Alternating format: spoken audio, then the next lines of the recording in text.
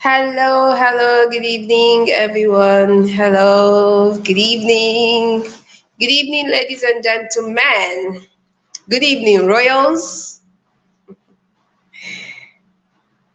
Good evening, polished brands. Yes, I think I can call you polished brands already, especially if you joined the convention yesterday.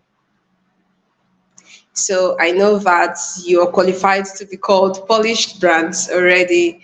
Good evening, ladies and gentlemen, and welcome to the Greek Convention 2023. Yay! Good evening. So I am Ambassador Melin Tamnoemi, and I am going to run you through the program today to make it worthwhile for you to, keep you in tune with the activities of today's event. So I'm going to be having this moment with you, and I hope we enjoy it together. If you can hear me, if you can see me, if you've joined us live, please start dropping comments so that we know that we are not just here on our own. We are here because of you. So it will make no sense if you're not here with us. So please introduce yourself in the comment section. Tell us where you're watching us from, where you're joining the convention from, and let's get to hear from you. Drop us comments, and even reviews from yesterday. How was yesterday's event? I don't know about you, but it was a banger. And the truth is that today holds something more, something even extra. So yes, you have come in for something huge, and I assure you that you're not going to leave here any the same like you came in.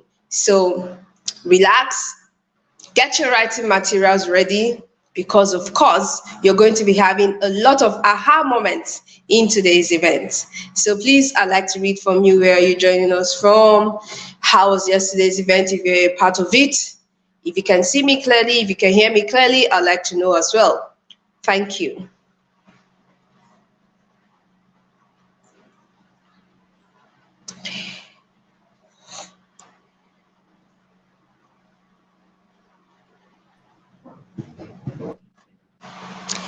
All right. I'm finally sharing the screen with,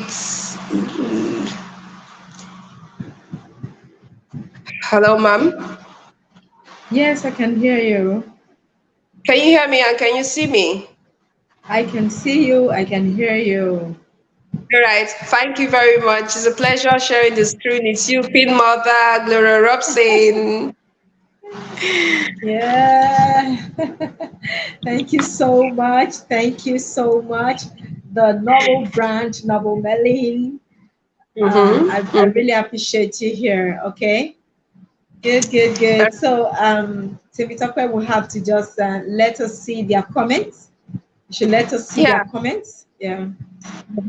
Yeah, and I don't know. Have you been listening before you came on live? I want to know. I want to know if I was Yes, yes, heard. of course, of course, of You course. heard me, right? Everything, everything. Oh, all right, all right. I'm glad to Good. hear that, because I don't want to. I don't want That's to it. feel like I was wasting my time and speaking other grammar for nobody No, to no, not hear me. at all. Everything was clear. Everything was clear. You're on All right, point. thank you. While we wait Okay. for Temitope to let us assess the comments, I'd like to seize this opportunity to appreciate you for putting this event together, this royal event, this noble event. And Yeah. yeah, I mean, I know what it encompasses. I know what it entails because I am a noble. I've been through the Greek castle, one of the cohorts. So yeah, I know what it entails. I know what it means to put, a noble cause together and gather people just to help them refine and join Yeah. us to also be nobles. So thank you, Queen Mother. This was quite Thank thoughtful of you. you. Thank you. Thank you. Thank you. And I also want to say thank you for giving me the privilege, the opportunity to be one of the compare for this event. It's an honor and I appreciate it. Thank you. It's all right. It's all right. It's a privilege. I really appreciate you. Thank you for carrying yourself like the royalty that you are. That's it.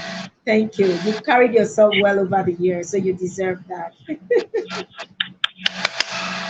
It's all right. For me, thank you, Queen Mother, for that compliment. I quite appreciate it. Yes, It's I've all been right. putting in a lot of efforts to make sure that I maintain myself as a noble that I Yeah. am, my marks Good. on the radar, on the ladder. So yes, it's effort. It's This thing doesn't just come It carelessly. doesn't It takes come. a lot of Yeah. effort. It's an intentional plan. It's an intentional action that we take. So it's not something that just comes to people. It's cultivated, and that's why I took the course one of those times to enroll for one of the noble programs, and I'm glad I did. I give the credit. I take the credit because not everybody sees the need to want to do that, but I mean it It's is needful. important. At the time when It's I very applied for important. when I came into the program, I had already built my brand for years and to a reasonable extent. Some will say, "Oh, what do I need that for? I'm a big brand already. I'm a known name already." But no, we learn every day, That's and good. that is why I appreciate this program. Thank you once again, Kim Mother. It's all right. You're welcome. You're welcome. You're welcome, dear Noble. All right, I'd like to welcome once again our audience, and I'm sure that the speakers are all warmed up, waiting for us. At the time they will come up live and we'll see them. And someone is saying, "I am looking forward to learning more today." Exactly. I want to Yeah. see Temitope. I hope that you learn a lot today. And as a matter of fact, I assure you, you're going to learn a lot today. Like I said, yesterday was a bang, but today we're coming with something hotter, something more fierce, Banga, something banga.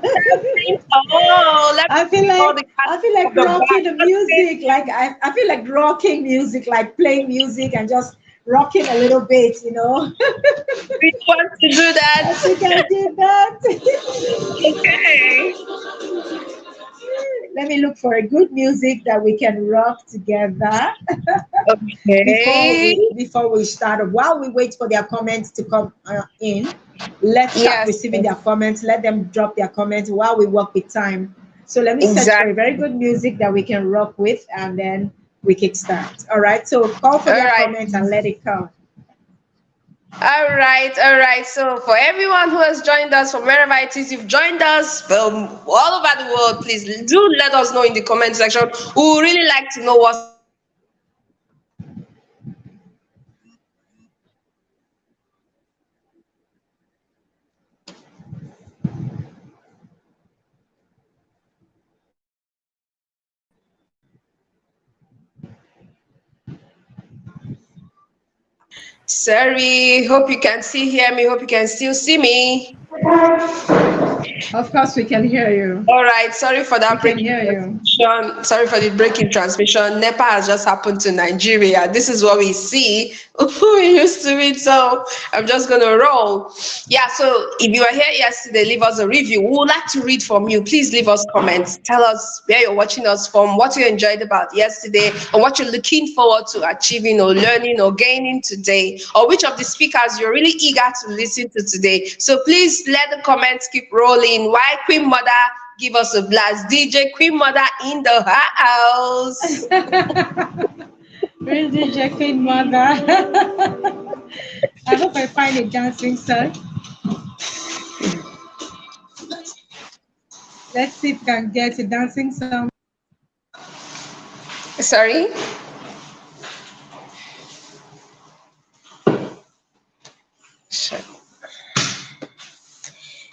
Queen Mother, where's the music?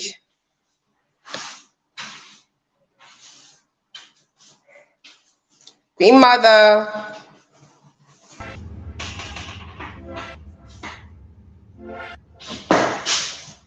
Queen Mother.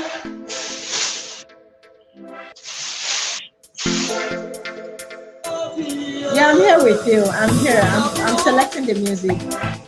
Okay. Can you hear me? Can you hear me? Yes, I can hear you. But I'm eagerly waiting for the music because I want to So I'm dance trying too. to I'm I'm trying to get a very good music, something very danceable. Yeah. So we're waiting for others to join. I think they're having issues with the link. It's not showing them. So we've created another link for them. So let's say, Okay. The other side, then just today. Oh, baby girl, carry these things to my office.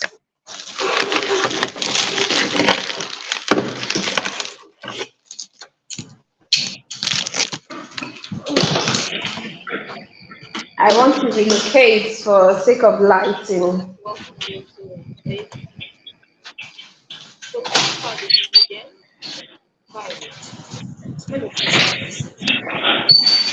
and I'd like to welcome everyone to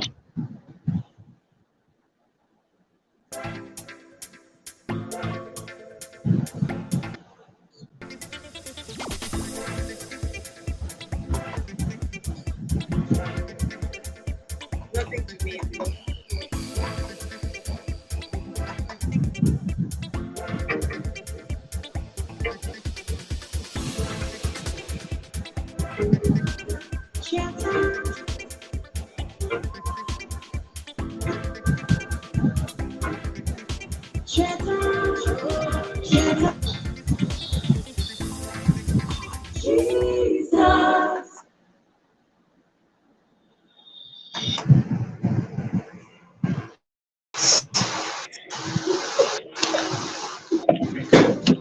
Oh no.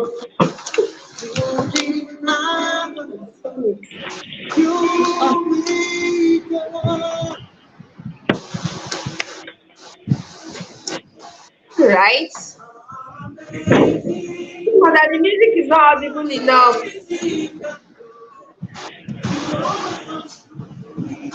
Amazing God, amazing God, amazing God. You are how is this? Trendless.com.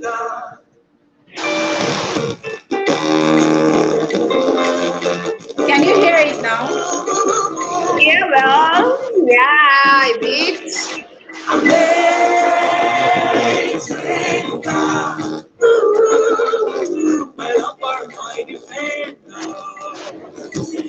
Welcome, Faith. Good evening, Faith. Where are you coming from?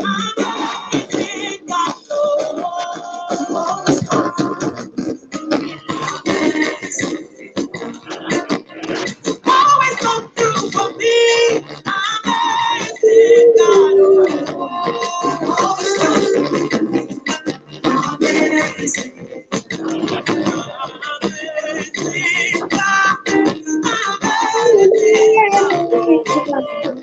Always come through.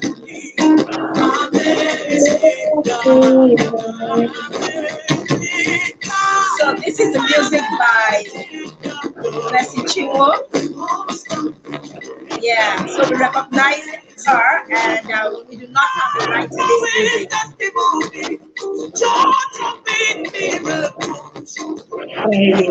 Okay, so I think we should kick start right now while we wait for others to join.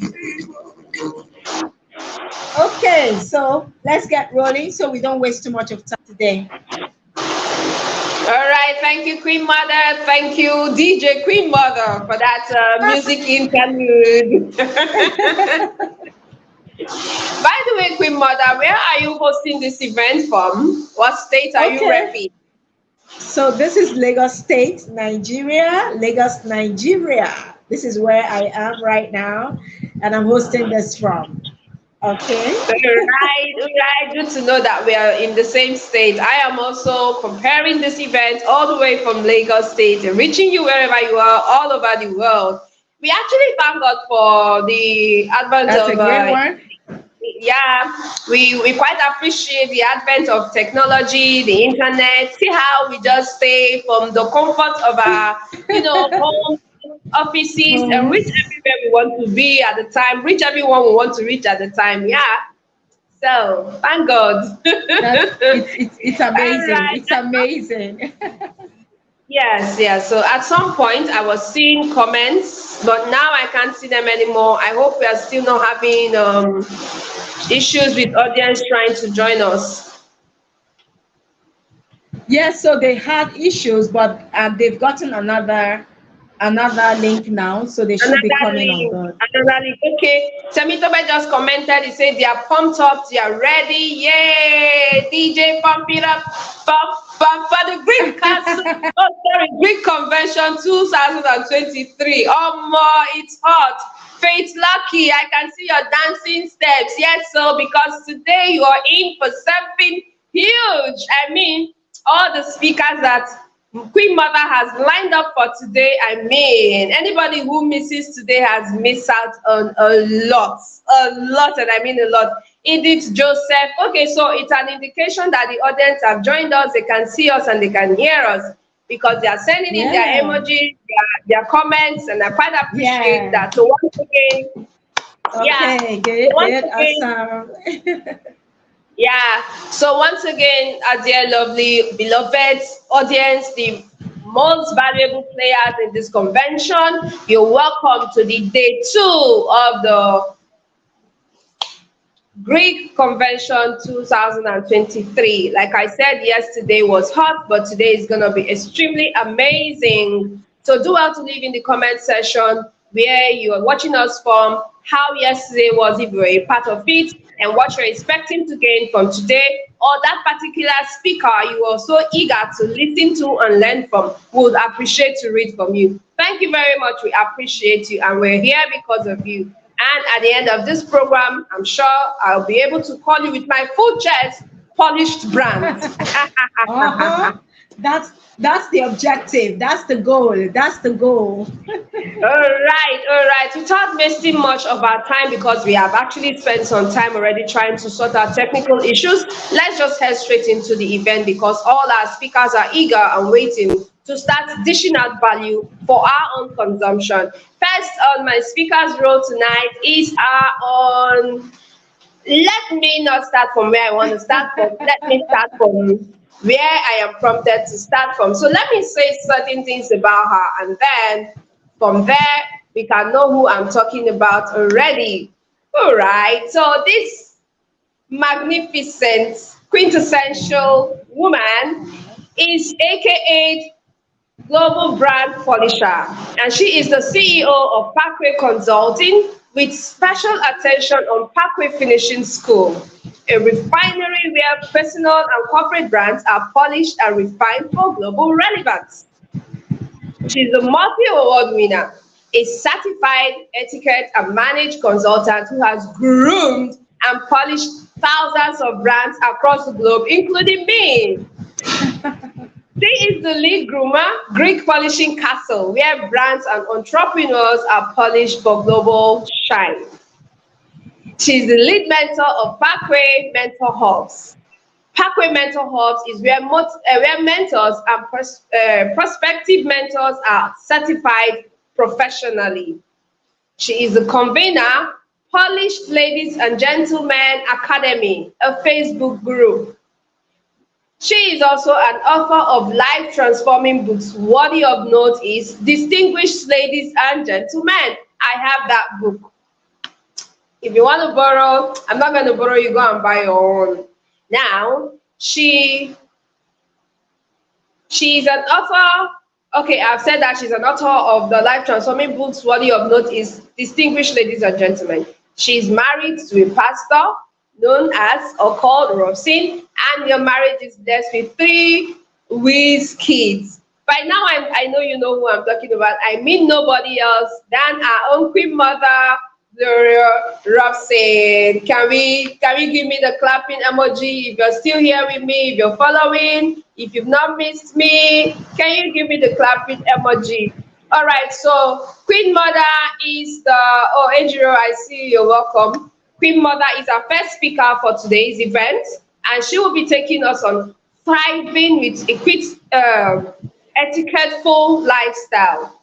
Thriving with etiquetteful lifestyle. She'll be taking us, in a space of 20 minutes to tell us what this is about so that we proceed or we go we continue life for our brands on a noble platform with noble, you know, with knowledge on how to live as noble brands. Queen Mother, are you ready for us? I'm ready. So wherever you I are, am ready. emojis and clapping ovation and dancing emojis, please let's make welcome our own Queen Mother, Gloria Robson, Yeah. aka the brand polisher. Take it away, ma'am. Okay, thank you so very much. The delectable Melin, Ambassador Melin. Well, I call you Noble Melin. Thank you so much for that warm welcome. I really appreciate you. And thank you, everyone, for welcoming me. It's an honor, it's a privilege to be serving you, to have served you over the years. Thank you so much. I am saying all the clap. Thank you so much, everybody. All right, so today I'm excited. Yesterday was like our compare said. Yesterday was a bang. Today should be what, banger, or how do you describe that? So I'm excited to be doing this with you today. I'm not going to waste much time. All right, I'd like to thank everyone that has been here with me doing the planning and putting this together. Thank you so very much. And I hope you've gotten your pen, your writing material ready, because I'm going to blow it up right now. I'm going to blow it up right now. Thank you so much, everyone. Okay, so this evening I'm the first speaker, and I'm going to try to make it a little bit faster because of the time that we've spent, so that other speakers can come up and do what they need to do. I'm actually seeing everyone joining. This is amazing. Please make sure you keep this place hot with your comments here and there. All right, so I'm speaking today on thriving with etiquette-full lifestyle. Thriving with etiquette-full lifestyle. So let's talk about what it takes to thrive. To thrive is to succeed. To thrive is to win. To thrive is to work hard. To thrive is to make sure you're making progress in whatever it is that you're doing. And for you to be thriving with your etiquette-full lifestyle, let's talk about etiquette a little bit. So when you start thinking less of yourself and thinking about other people too, putting other people into consideration, that's what you call etiquette. It's simply codes of conduct that teaches you to put your next door neighbor into consideration before you do that thing, before you say that word, before you take that action. So when you are not able to consider others, it is often said that you are selfish. When you have something available for you to share and you don't share with others, it shows that you're selfish and you're greedy. And that's not an etiquette-full lifestyle. So today I'm going to be teaching you how to thrive with that, so that you can get to your global stage and maintain your global stage. So that you can get to that global stage and maintain your global stage. The truth is, you cannot pick a polished and a refined personality on the street. You can't pick a random person and say this person is refined and polished. That's what I've observed over the years as I work with people. What you need to do is to be deliberate. Deliberate about your life as an individual. Deliberate about the business you do. Deliberate about everything if you want to be polished. If you want to present yourself to be able to stand before kings. All right. And as I'm talking, you can drop your comments. Citing anything, you can actually drop your comments so that we keep this place busy going on while I take my few times to be able to do this. All right. So if you want to ever step your feet into the global stage, one of the things that you need to do is to play your card very well. If you ever want to step your feet to the global stage, you need to play your card very well. a lot of people don't know how to play their card well. So when the card is placed before them, they bungle it. They bungle it with bad attitude. They bungle it with bad lifestyle. They bungle it with dishonesty. They bungle it with, character flaws. They bungle it. You don't want to be among those people who find opportunities. So your card can be opportunities. The card that you can play could be opportunities. And a lot of people have issues with being able to grab the opportunities and sustain it. That they sometimes don't know how they come about it. So at the end of the day, they're not able to protect it. They are not able to shield it. They are not able to care for it. They are not able to, use it in such a way that they can take them to the next level. Global stages can come in different forms. Your global stage can come in different forms.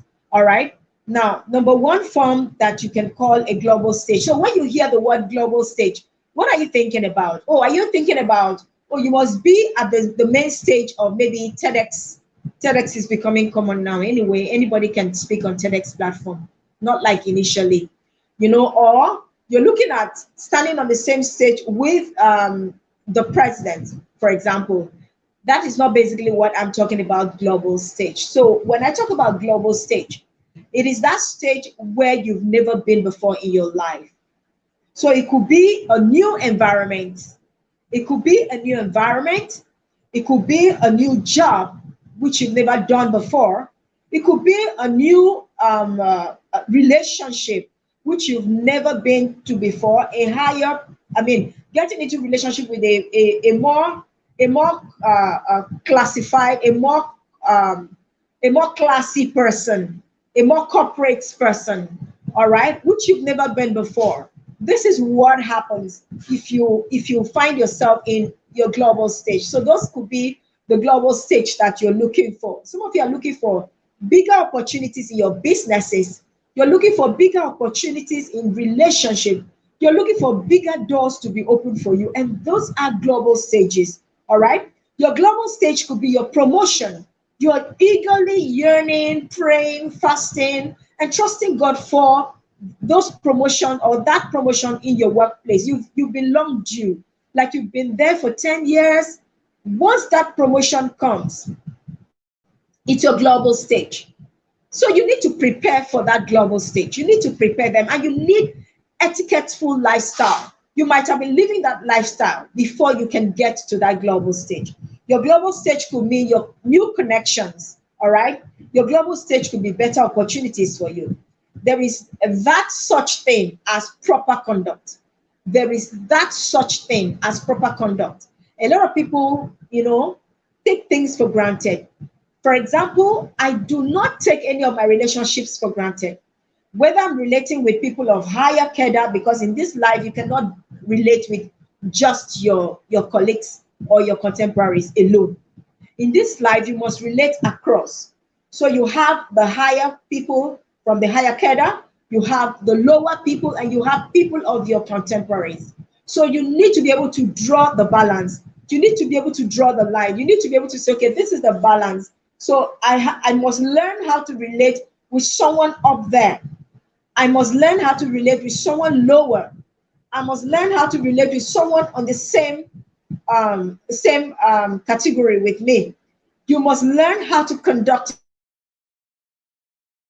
comes in, so that you do not think that because you can behave the way you are behaving with someone of the same cadre with you, you can also behave that way with someone that is higher than you. If you use that same method, you're going to bungle so many opportunities for yourself. So on this note, I'll move further by telling you that a person, it is mostly said in an adage, I do not know whether it is an Igbo adage, or that a person who wants to eat with the king must first of all wash his hand very well. Can you let me know what tribe gives that adage? I can't really tell right now. So you can write it in the comment section. What tribe gives that adage? If you want to eat with the king, I wish I knew that tribe, would have spoken the language, but just so that whoever is from that tribe will just know, or they can understand that language. But the truth is, it is said that if you want to, anybody who wants to eat with the king, the person must do what? You must first of all wash your hands clean. Or a child who wants to eat with the king must wash his hands clean. What does that mean? It simply means that you must prepare yourself very well for bigger opportunities. Nobody can come give you the sweetest opportunities you're looking for if you are still crude, if you're still very nasty in your words, in your lifestyle, if you're still very disrespectful, if you're very rude, if all you do is to give nasty attitude everywhere. Oh, I don't send anybody. I mean, I don't even care who is she. I don't even care.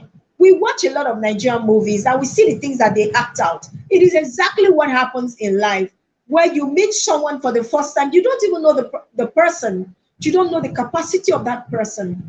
Maybe the person disguised and dressed anyhow and comes to you, and then the next thing you're doing is to abuse, or some people go as far as treating the people bad.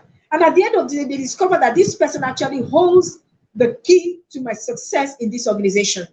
This person holds the key to my blessing or my favor to open doors in this organization. And then they start crying and begging. So rather than crying and pleading at the end of the day after you've bungled things, why don't you resolve to live a very, very etiquette-full lifestyle? Why don't you resolve to have what you call proper conduct in whatever it is that you do? This is the message, so that you understand that in your personal life, you need bigger opportunities. You need people. In your business life, you need people.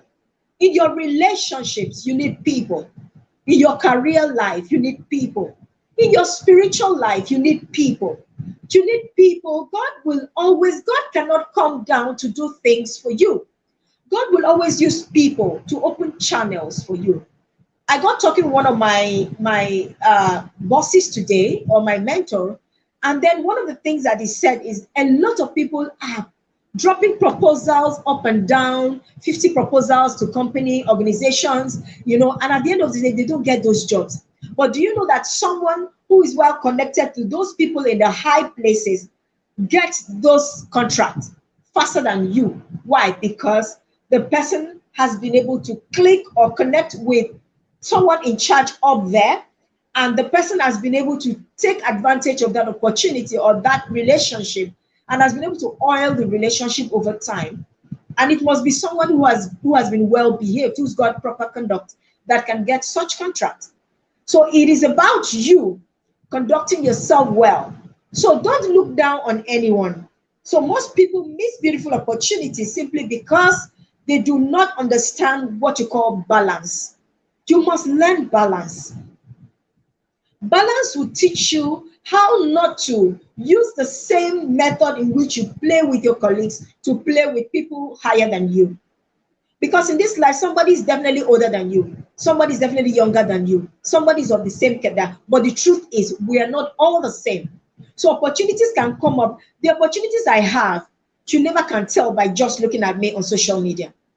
Yes, that's the truth. Because one of the things that I've done for most people as we move on with them is to connect them. Some of them that need help or need a particular, they just need a verbal sponsor from me to be able to get a particular job, to be able to get, once I have that opportunity, I connect the person if the person is well behaved. So you see, people will always consider the way you treat them. People will always consider your behavior before they give you attention, before they open those doors for you. So if you ever want to get opportunities on your global stage to be opening up for you, you must know how to conduct yourself.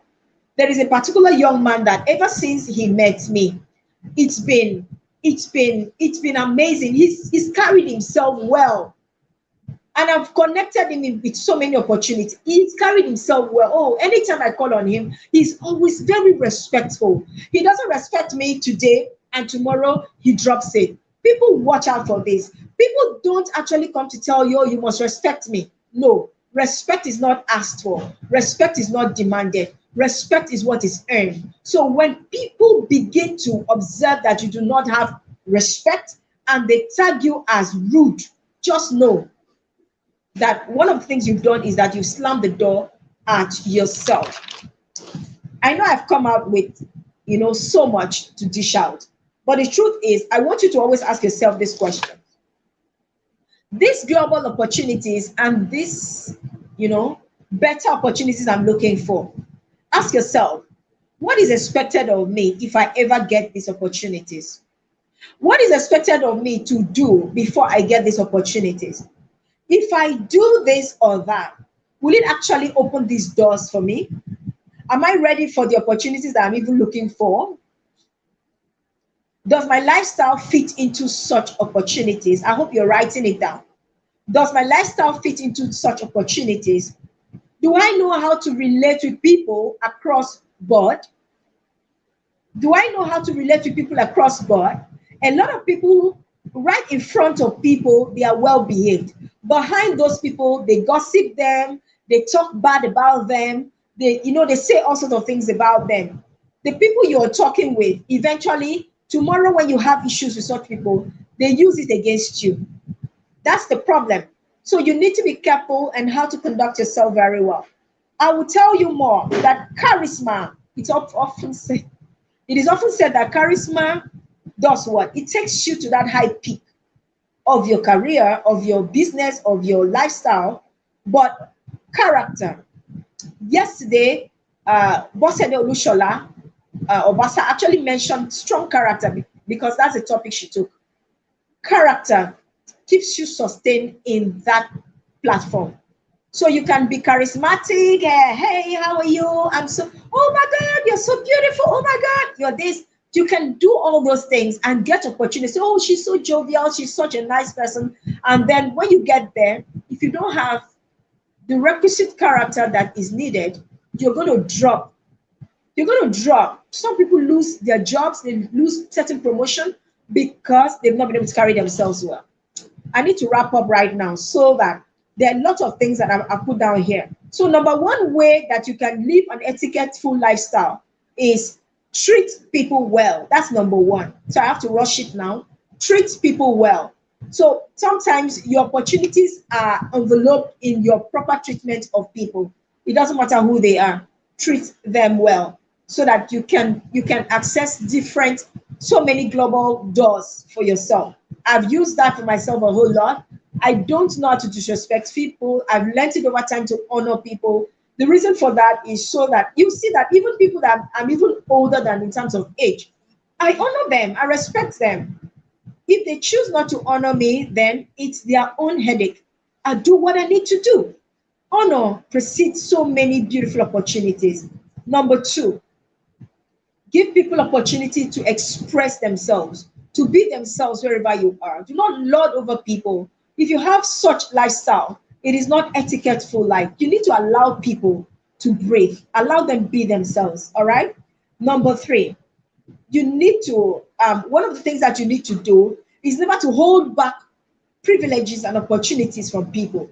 If you have the opportunity to be in charge and you have the, people who are in need, please open your arms and let them enjoy those benefits, because the truth is tomorrow may be their turn to be in charge. Think about it that way. You are in charge today. Tomorrow it may be their turn to be in charge. Think about your children. Think about the next generation. If you don't treat people well, you're going to have that issues with them. Number four, I want you to learn to control your temper. This is etiquette-full lifestyle. Control your temper. We know you get angry. People get angry. We know you are choleric. Please control your temper so that you don't use your temper to bungle things. I can tell you more and more of this. Number five, you must learn to polish your brand. Keep working on your brand. And that's why the GRIC Polishing Castle is there for you. You can pop in there anytime, polish your brand. Now it's even upgraded. You need to understand that kings and queens don't have tolerance for crude attitude. Like I always say, ladies and gentlemen are not picked from the street. They are people that have gone through the process to learn to relate very well with others. So conduct yourself well and know how to carry yourself. I do not know how many minutes I have left, but I would like to stop here. And I hope that this has been able to help you. I hope that this has been able to help you. know how to conduct yourself. Number one, I did talk about treating people well. Number two, you must learn not to hold back opportunities from people. Number three, I did mention that no matter what you do, you must learn, to control your temper. Number five, I did mention that you need to polish your brand so that you can enjoy the benefit of the global stage. On this note, I would like to say thank you so much, every one of you. If you have questions, you're free to pop up your questions on the comment section and let me see them. Okay. Thank you so much, everyone. And the company can take over from here. Thank you. Wow, thank you, Queen Mother. I know you to always deliver, so I'm not surprised. Thank you very much for that. A wonderful short moment you've had with us. Quite short, but loaded with values, loaded with. The thing is that quite a number of persons, quite a number of persons will think that, oh, all of these things, I know them. Oh, I mean, what's there? We hear these things every day now. All these things, they say them every day. Excuse me, excuse you. It's not about you hearing them every day. How much of it are you practicing? How much of it are you practicing? Plus, if you hear it every day, then it means it's important. You need to practice it. You need to put all of these things that Queen Mother has said to practice. I noted certain things down that she said. She talked about being deliberate, about living an etiquetteful lifestyle. We have to be deliberate about it. And I know that during my opening, I made mention of the fact that these things don't just come by. We have to put in the effort, we have to be intentional. And Queen Mother brought it in another word by saying we have to be deliberate. So it's not just about you hearing it all the time. You have to be deliberate. You have to put it into action. So Fortunate Obot is saying, thank you so much, Ma. Yes, Queen Mother, thank you so much, Ma. So those of you who listened in, please drop in the comment section what you're taking away from what Queen Mother said. And if you don't mind, please help me to also recap what Queen Mother have said. Put it in your own way, in your own summary. How did it come off to you? What sank into you? Say it in your own way. Put it there in the comment section. Let us read and know that yes, you're following, yes, you're here, and yes, you appreciate this program. I mean, it's a free program, but a lot has been put into it. Not so many coaches, mentors, brand managers will give out the kind of value we're getting in this convention for free. And once again, I'll say, Queen Mother, thank you very much for doing this for us. So if you appreciate the effort, please take this seriously. Just to recap, some of the things that Queen Mother said, she said, you must know how to play your card very well. A lot of us have our cards, but we don't know how to play our cards very well. You must know how to use the global stage when you get the opportunity. And interestingly, she gave another definition or gave us, yes, the clarity about global stage from an angle that I have not pictured it before. The truth is, whenever I hear global stage, it's like, oh, speaking to international audience, doing things with international people. But I quite appreciate what she has said this evening, that your global stage could be your new job. It could be a new relationship. It could be a new environment. It could be a promotion. So these are things that we should treat like global stages. Relate with the people in them with the utmost importance that we would if we are on what we actually perceive to be global stage. Thank you, Queen Mother, for that clarity. I appreciate it. It's something new that I've learned today, and I hope that people, our audience who are viewing, would also attest to this. Anyways, if you have always known that this is the definition of global stage, say it now, let me know. But if you're hearing it for the first time from Queen Mother, give her the credit. Give her the credit. Oh. Just like I have done, okay? Let's be humble enough to give accolade to who deserves it, to say that, oh, I learned this from Queen Mother. We learn every day, and thank you, Queen Mother, for that knowledge. Thank you for your session. It was quite interesting and revealing. I hope that our audience and even me will put it to use. The Bible says it is not enough to hear. We are better off when we put it into action. Thank you very much, Queen Mother, for being here with us. All right, because of time, I will be running quickly to the next speaker we want to bring on board, want to bring on the screen to speak to us. He's loaded. I'm looking at his profile and I'm looking at his picture. He's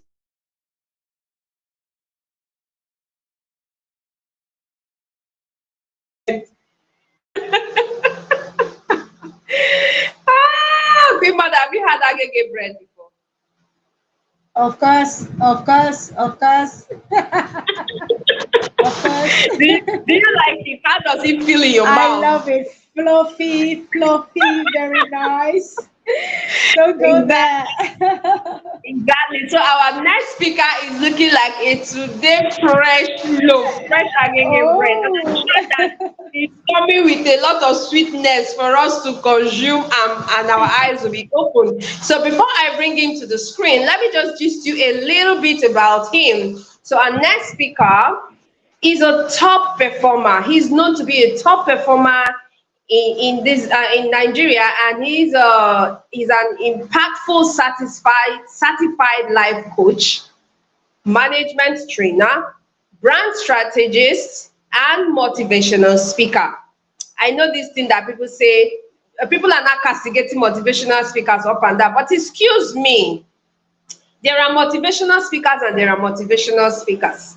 Whether you like it or not, motivational speakers impact me. The ones that are really saying the truth, the ones that are indeed called to motivate us because we need it. So this thing about casting aspersions on motivational speakers, and therefore those of you who God has really called to be motivational speakers are not hiding. You don't want to associate yourself with it again because of what people are saying. Really?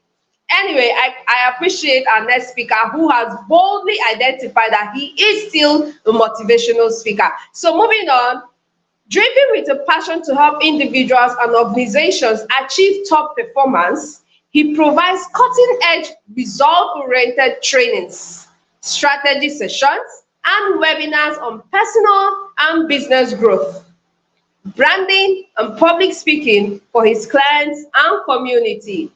He continues to serve as a trainer and speaker for consulting firms. At this moment, I am talking about no other than Michael Oladipo, Mo Oladipo for short.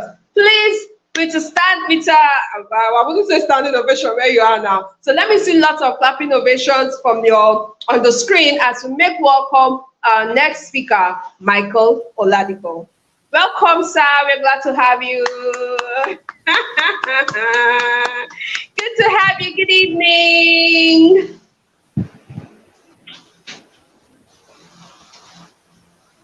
Hello. I can't hear you. I don't know if others can. Can you hear me? Okay, can you hear me now? Oh, yes, I can hear you now. I can hear you now. Good evening. Good evening. Good to have you on my screen. Thank you. I'm honored. Thank you. Thank you for I that hope you've introduction. been hearing all the teasing I've been teasing you, like you were fresh like today. Stop. I did. I did. I was flattered. Thank you so All much. right, good to have you. Please, where are you joining us from? Where are you going to be speaking to us from? Oh, from my house in Lagos, Nigeria. Oh, really? These are our Lagos people. We plenty. Yes, sir. Peace, yeah, peace, yeah. All right, all right. Good to have you here in the 2023 Greek Convention. Thank you for coming to polish us. Thank you for coming to give us, hints and knowledge, and the wisdom that we need to advance our careers, our businesses, our personal brand, in this journey. Thank you very much. We appreciate your presence and this honor that you have accepted to do us. Please take the stage away. Thank you very much. Such an honor. Good evening, everyone. Good morning, good afternoon, from whichever time zone you are watching and you're participating from. My name is Mo Oladapo, and I'm always very excited and honored to speak for our host, Gloria Robson. She's a phenomenal woman, and Meeting her has just been a delightful experience. Gloria, I want to congratulate you for another yet powerful, successful, and impactful conference as you have done over the years. Congrats and more grease to your elbow. Thank you for having me yet again. I know that since 2017, I've always been on your programs, and it has always been an enriching experience. I want to say also, I'm congratulating everybody on the Greek community. I hear great things about you guys. You guys are doing phenomenally well. Thank you for standing and supporting the Queen Mother, as she is fondly called. Thank you for putting this together. 2 days webinar is not a joke. Thank you for your consistency, your expertise, and your time. And I also want to appreciate all the speakers who have spoken before I did yesterday, especially my pastor and my life coach, Mr. Nath. I missed his session, but I want to thank every other speaker who I've not met physically. Thank you. And also my guy, John Amilo. I'm sure, I don't know if you have spoken or you will still speak. I'm truly grateful for being part of the team. I also want to give a nudge and acknowledgement to everybody watching on YouTube and wherever you're watching from. Thank you for giving time to this. It's also a picture that sometimes when such very powerful, value-driven content are being curated for people, people don't really appreciate it until a fee is tapped, is tagged on it. But you guys have been able to see the value in this and plug in. So you're in for a great time. I'm sure all the sessions you've had so far, including Gloria's session on etiquette, has been powerful. She's the queen of etiquette, and there's nobody that teaches etiquette more than Gloria Robson. So I'm always happy to hear her. Very quickly, I want to share with you on public speaking and for the global stage. Okay, and we've been having a lot of conversation about the global stage, the global stage, the global stage, and a lot of conferences have, harped on that theme. I'm sure I could, off the top of my head, I could have counted probably 7 conferences that I have within the last 1 year that has, adopted that thing, global, global, global, global. And there is such a very heavy demand for the global stage. So wherever industry you are coming from, there is a responsibility on you to connect to this global community, because now the world is a global village. And if you are not accessing the opportunities in the global village, well, it's not the people in your village fault, or how they say your village people's fault. It's primarily your inability to see beyond now. A lot of people who tap into global opportunities today, I mean, they're smiling to the bank. Many of them are not being limited by the Nigeria's falling naira. A lot of them are, talking dollars and dollars and dollars. Why? They were able to see the future. And so my message here is specifically going to be a lot of us here who do a lot with public speaking. Your work revolves around communication with people, and you want to truly advance with public speaking. Now you have no excuse to become global, because your message needs to transcend beyond your locality. It needs to transcend beyond your immediate community. It needs to go out to the world. It needs to go to the ends of the earth. And now it's so simple that the internet has made the global village so accessible. Now you must understand that social media is the strongest and most powerful virtual global stage. And so here is something I want to break. I want to break a table here. For the very fact that you are on social media, for the very fact that you have a footprint on the internet. Now listen carefully. That you have a footprint on the internet, you're on social media, you are any of these platforms, and then you are actively building a personal brand on social media. It already means that you are global.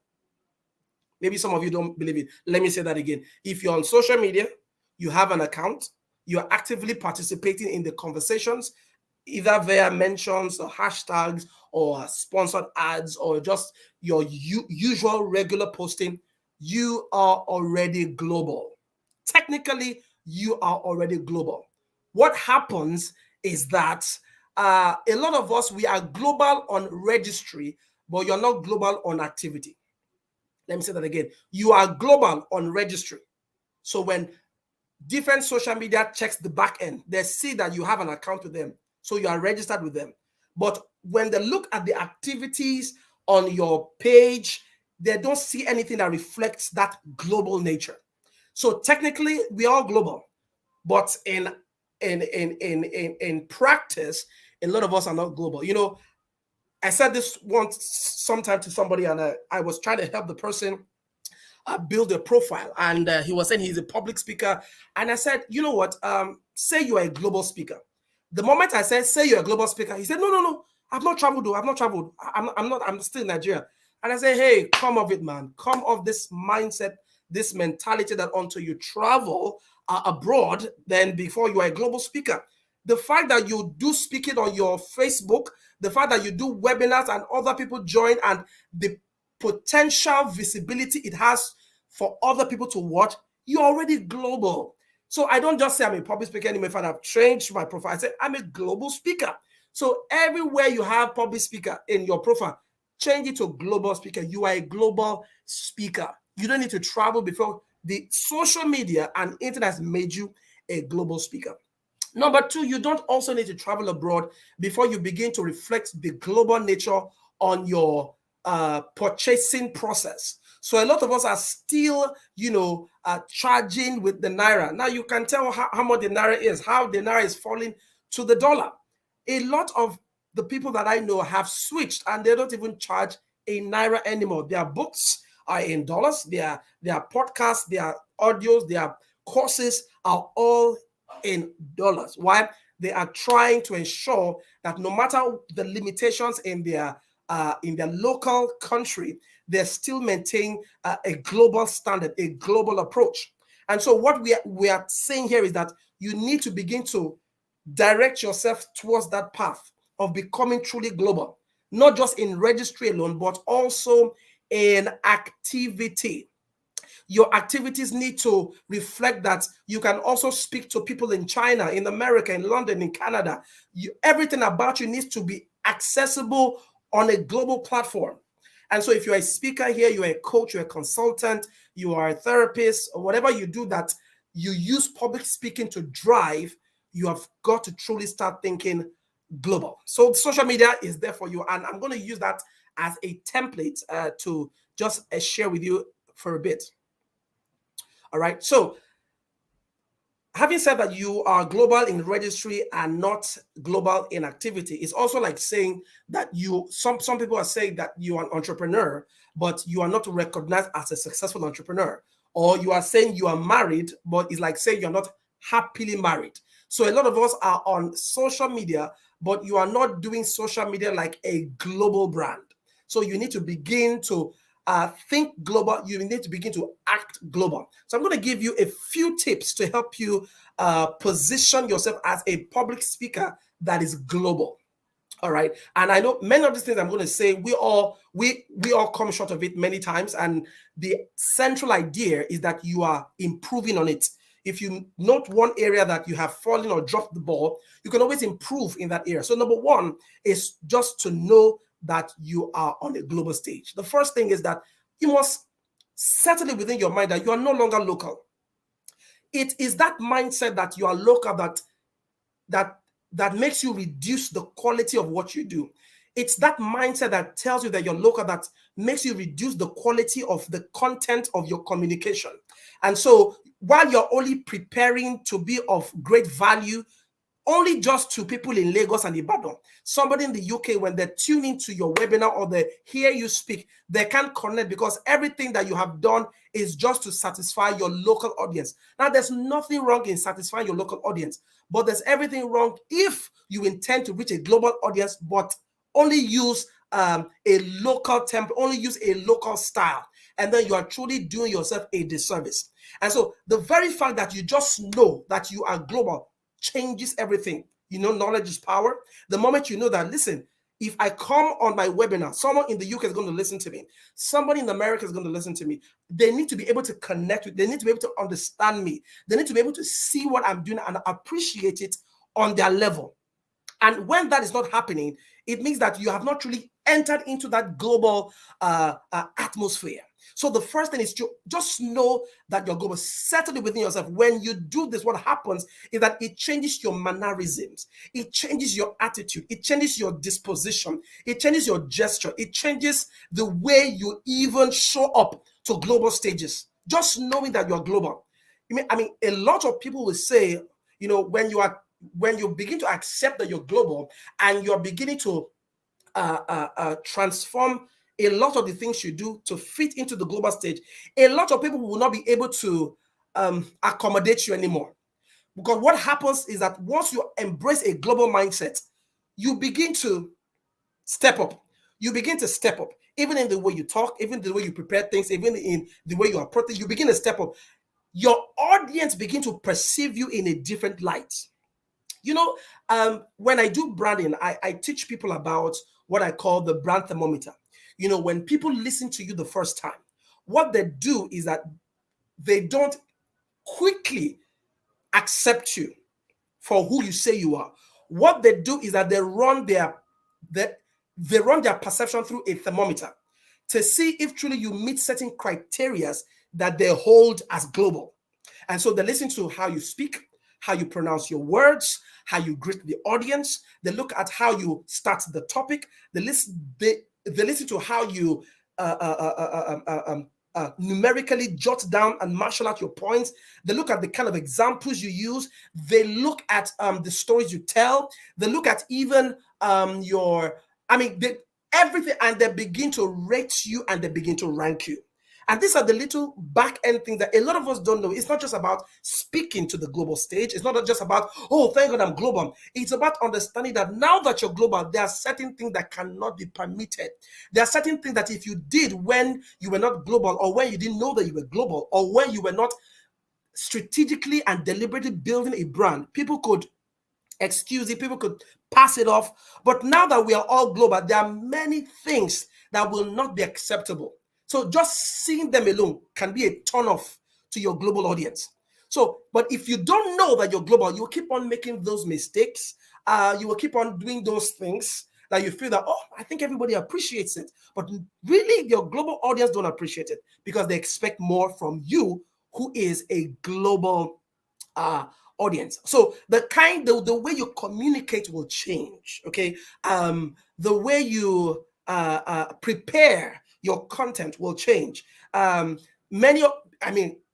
in the days when you ask people to come and share, and they will just go and jot down things and just write from their own little experience. But because now you're speaking to a global audience, your examples or what you know is limited. You need to be able to tap into a greater reservoir of information. So you see people now go to Google and go to very verifiable sources. I mean, those days it was easy to just quote one statistic and say 75% of Nigerians, and people will ask you, where did you get that source from? And if you're not able to say, this is where I got the source from, then you have just painted yourself as someone who doesn't do a good research. So people are now looking for verifiable sources to get data, to get information, because why? They are now beginning to recognize that they are in a global stage. Are you guys still with me? Am I still audible? Can I go Yes, on? please. Yes, you are. Yes, you are. Go All on. right. Yes, you are. All right. Number 2. So I'm helping people in public speaking, coaching, consulting, in communications, in TV, radio, whatever it is that you do that requires you to speak. I'm speaking to you. Okay. The second thing that you also need to be able to do that will help you knowing that you're global is that you're able to share stories that are relatable. So I'm still on number 1 point, okay? Know that you're global. You must be able to share the stories that are relatable. Don't just speak a story from one part of the Igbo land thinking that a Russian man will understand it or an American will understand it. Even though you pick a story or an account that happened in your locale, always make sure that you bring it to the point where somebody else who is not a native of that place are able to relate with it and understand. Don't crack jokes that are only meaningful to you and not meaningful to the other person.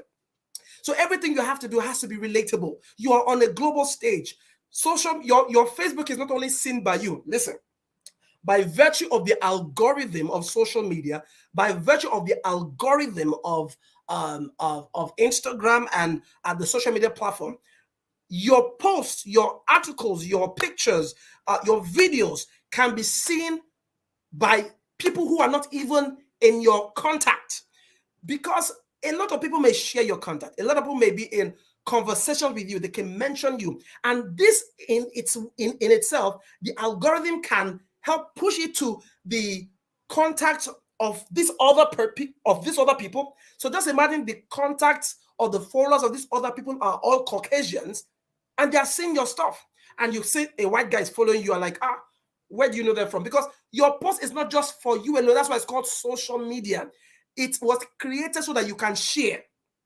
The essence of social media is that you can share. The moment you're not sharing, you're not on social media. And so your content can be shared even with or without your permission, except you are on what they call that thing on Instagram, on private.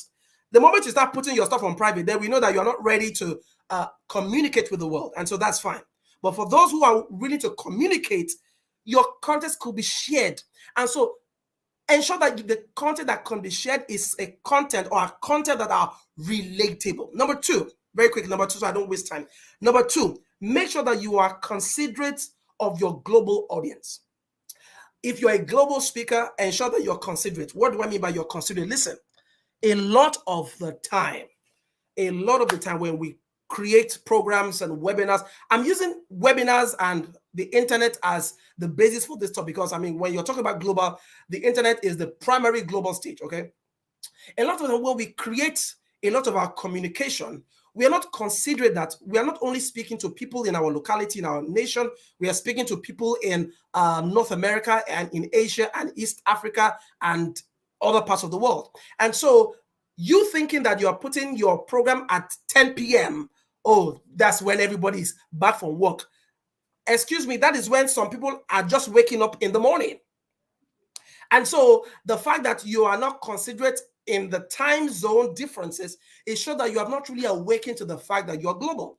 And so what you can do is that when you want to bring out your communique to people, always note the time differences. So it's 9 p.m. in West Africa, it is so CST, it is so GMT, so Canada time, because you must be considerate of other people who would also want to share and connect to your message. It's very, very important. Many times also we come off wrong when we share content that are not in the native or the traditional roots of our global audience. So what do I mean? Many times when we say things and we use statistics and researches and examples, you're not even putting in consideration someone who is going to hear this. It does not apply. So let me give an example.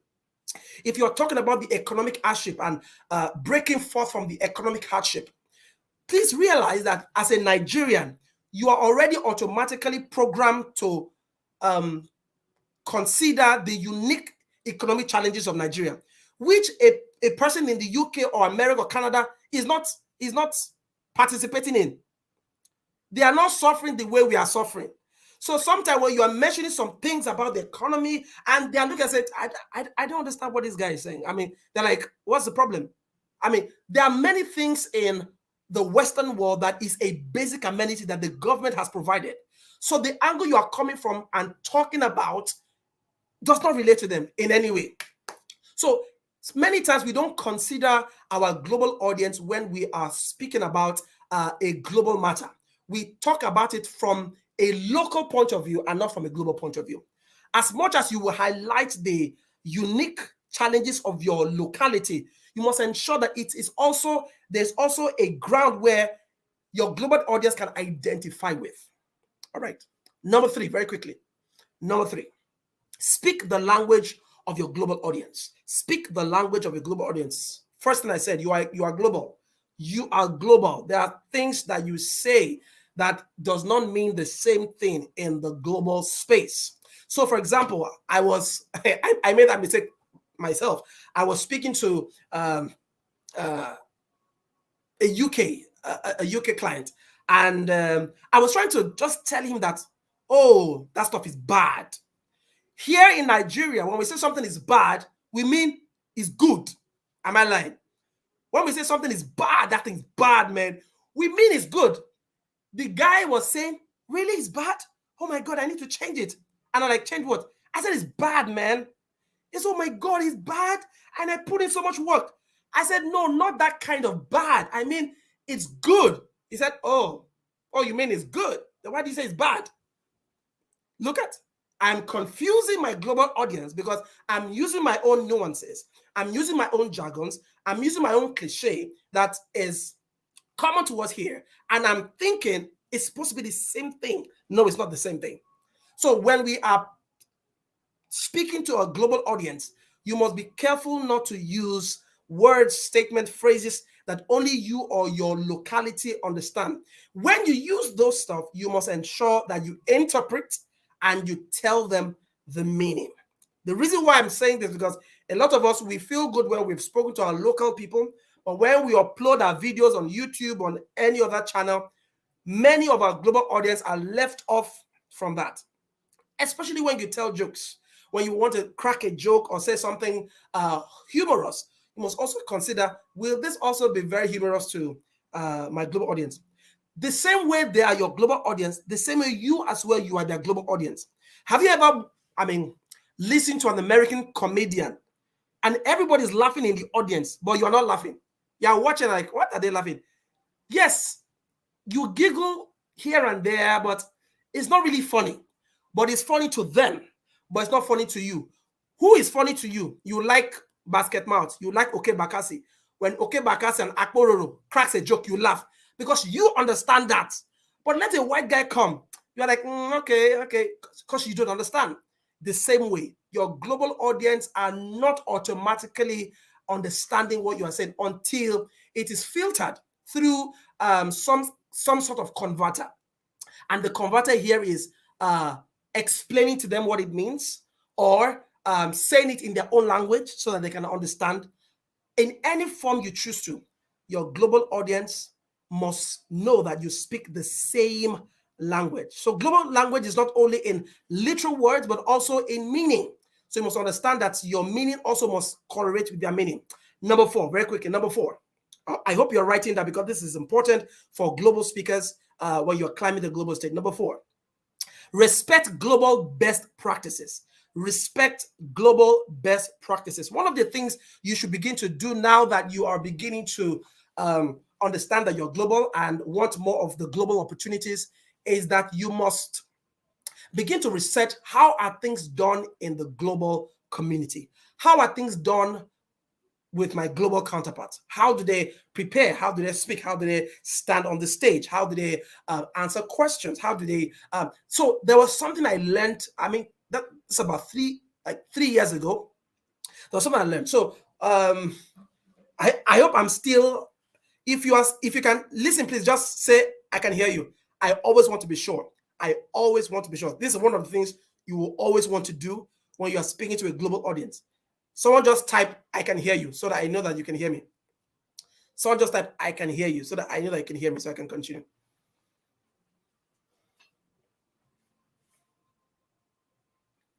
Can someone say, type, I can hear me? I want to be sure that I am audible. Anybody can say you can hear me? Is anybody listening? Can anybody hear me? Okay, Helen, thank you so much. Thank you so much. All right, let's go on. Okay. All right, so number 4, respect global best practices. Okay. Thank you. Olaimi, thank you very much. Respect global best practice. When speaking to a global audience, make sure to let them know you are aware that they are watching from different time zones, okay? And then if it's visual, and this is the reason, even if you are speaking at a local conference, your desire is to also stream it to a global audience afterwards. So global best practice also to noble speakers is that they always recognize other speakers. One of the best global practices for a speaker is that when you come to a global stage to speak, always recognize the speakers that have spoken before you and recognize the speaker that will speak after you. A lot of the times, our local speakers just come on the stage without acknowledging the speakers who have spoken. They probably say a thing or two if they were present in that session and then commend their session. Global speakers will always recognize people who have spoken before them and people who will speak after them. In other words, they appreciate every speaker on the bill. This is one of the things you need to do. One of the things you need to do. Always make sure you know who are the speakers who are speaking, probably know a thing or two about them, and always give them their flowers when you climb the stage. Number two, on the same point, is something I learned. I was about to share that with you when I got cut off. So 3 years ago, I learned something from someone I was interviewing on Instagram. Every time I would ask him a question, this is how he would start. He would say, "Oh, thank you. That is a great question." In me, my mind, I'm like, is it really a great question? And I said, okay, maybe because that's that question. And then I will ask him another question. He say, "Oh, thank you. Oh, that's a good question.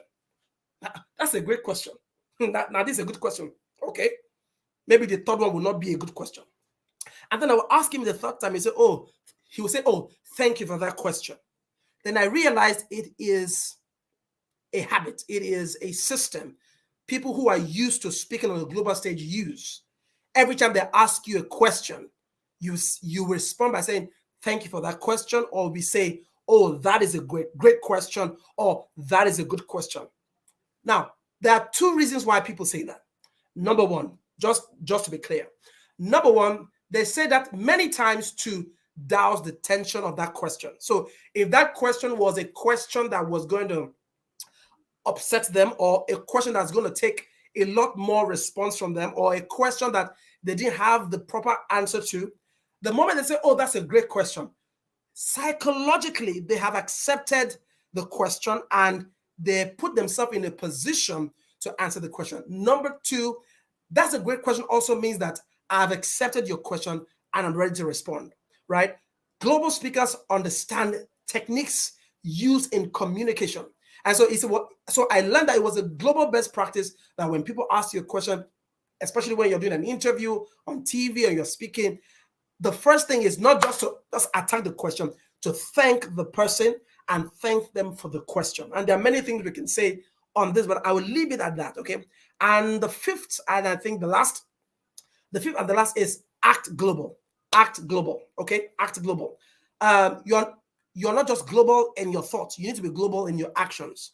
And so you need to start acting global. Now, not necessarily dressing global, because a lot of people, when they say we're ready for the global stage, they start wearing suits and tie, and then they forget their native wears. And many of you don't understand that when this our native wear now is now like our strong power of identity. You don't need to change your native wear. You can wear your native, your fila. You can go to the global stage, but the central point of reference here is your attitude. You need to act global. What do I mean when I say act global? So noble speakers understand stage presence is everything. Stage presence is everything. People can easily tell that you haven't really, you're not experienced on the global stage when they see you speak on the global stage for the first time, if you don't have that global presence with you. A lot of people call it executive presence. Okay, a kind of presence that commands respect from not just people in your locale, but people from different parts of the country, from your multinational audience. And so there is a presence that you exude when you get to the global stage, physically or virtually. Now, few of the things that I want to note when talking about having a global presence is that every time you are in front of your global audience are looking at your gestures. Your global audience are looking at your attitude. Your global audience are looking at your preparedness, how prepared you are to speak to them. Many times when we go for global speaking opportunities and we are speaking, that is the time we say, "Oh, excuse me, I forgot something." And then you stand up from your chair and you go and pick something, and you are in front of a webinar. And you are in front of a webinar, and you climb and you go, and you stand up and you go another place, or you come and say, oh, sorry, I didn't charge my phone, and then right there in your webinar you are beginning to charge your phone. Or I mean, in your webinar, it could be as bad as the fact that you are not expressing or giving out the right decorum, sitting postures, answering questions, even to the part of your knowledge of the technology of the webinar. I mean, I've been to webinar. I mean, when I was just starting the webinar, and I was finding it difficult for people to hear me. I mean, I think it was Zoom. So they kept telling me, your mic, unmute your mic. And I kept saying, what? I can unmute your, and they had to call me. I said, please, sir, unmute your mic.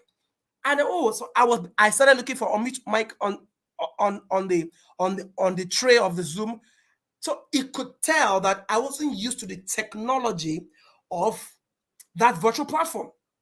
And many times when you're not used to the technology of platform that global audience use to communicate, it also will not allow you to act global. And so this is one of the things you need to learn as well, that if the internet has provided the most primary global platform for you, it is your duty, the honest lies on you, to go and learn about the technology. How do I use Zoom? How do I use, I mean, I could remember the time I wanted to bring up my mentor on Facebook. One of the very first time I wanted to do Facebook interview. I've been seeing it on Instagram. So I thought I could do it on Facebook. I came up live and I was trying to invite him. And I'm like, he wasn't coming up. He wasn't, coming to my feed. And I'm like, throughout, I later got to find out that you cannot bring somebody on that is not following you. I'm like, oh my gosh. He wasn't following me, but I wanted to bring him up. And because I wasn't used to the technology. So that singular, drama gave out a message to my global audience that I'm not global. Because if you're global, you should be able to begin to learn the technology of the thing that you use. All right. Another little thing that could pass you off as a novice of the global stage is that when you have a podium in front of you, just imagine you have a podium, you're standing in front of a podium, and you are slouching on the podium as though your podium is like your bed. It also gives a sense or a message that you're not used to the global stage. Picking your call while you're on stage, allowing your phone to ring, adjusting your shirt, doing sound check when you have already started is also a little pointer to the fact that you are not used to the global stage. Now, let me leave you with this. One of the hallmarks for global speakers is conspicuous preparedness or conspicuous excellence. So every time you're about to speak to a people, an audience, you must ensure that you are excellent. Dot all the I's, cross all the T's, ensure the technology is well in place. Everything must make you look and position you as a global brand. So don't forget, if you're a speaker, coach, consultant, or any professional who use public speaking, the first thing you need to do, understand that you're global first. Number two, you must also be considerate about your global audience and ensure that you're on the same page with them. Number three, you must ensure that you speak the language of your global audience so that they can understand and so that communication can be established. Number four, respect global best practices. And the fifth is you must act global. I hope with this few points of mine, I've been able to encourage you and empower you to go global. And like my brother would say, John Amilo, global is your heritage. Thank you so much for the time. I will be able to answer questions. If you have questions that you have, you can put on the comment. Thank you, Gloria. Thank you for such an opportunity.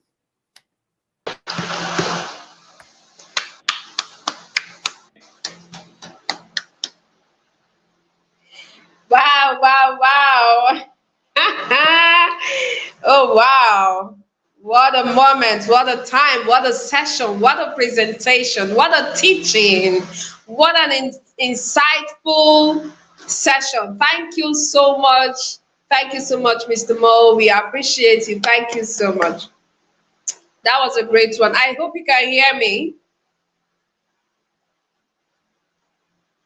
Am I still audible enough? Can you hear me? Yes, I can hear you.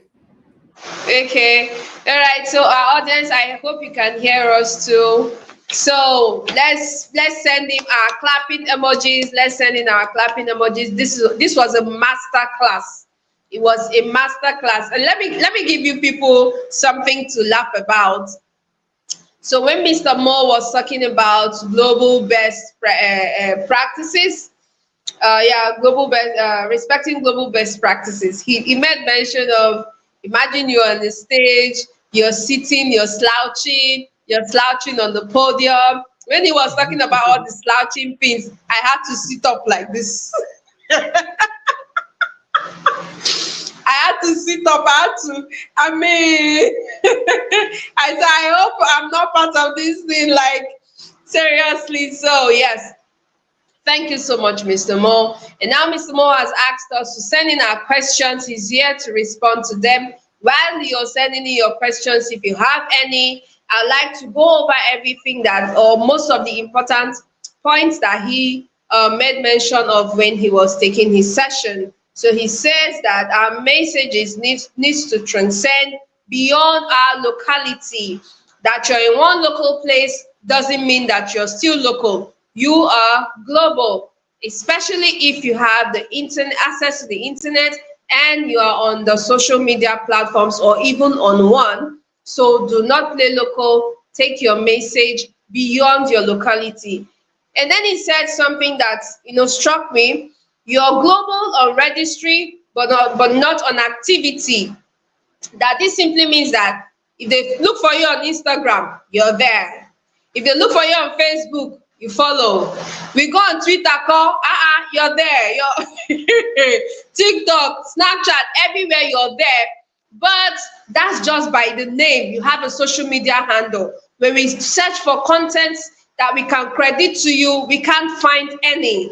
That means you're just there by registry. You are not active, and that should not be you. So if you're in that category, after this event, I hope that the story will change from what you have heard and learned today. He also made mention of, when he talked about that thing, I just noted on my spot that I am a global speaker.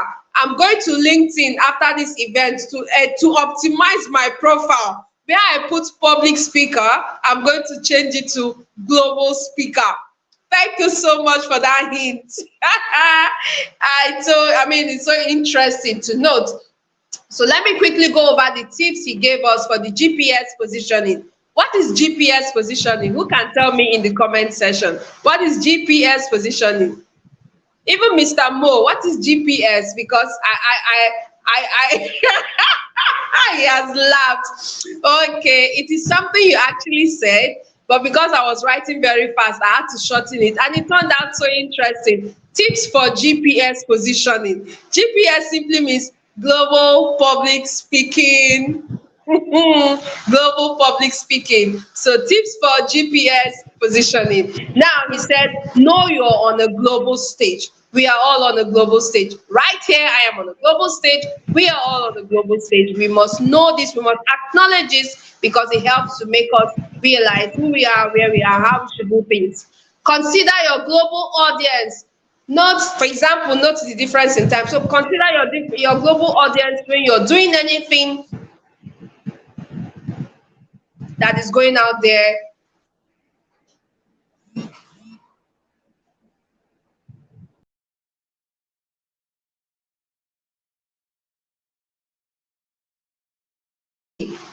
Speak their language.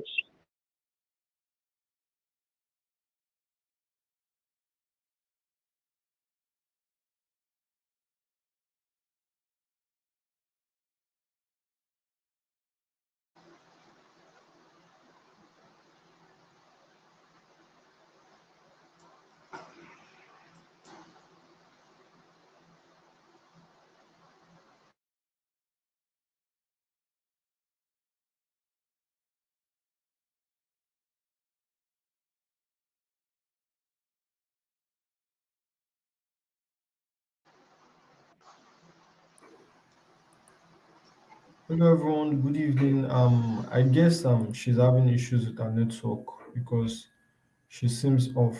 Good evening, sir, and thank you for the powerful session. I really appreciate, and a lot was learnt already. A lot was learnt already.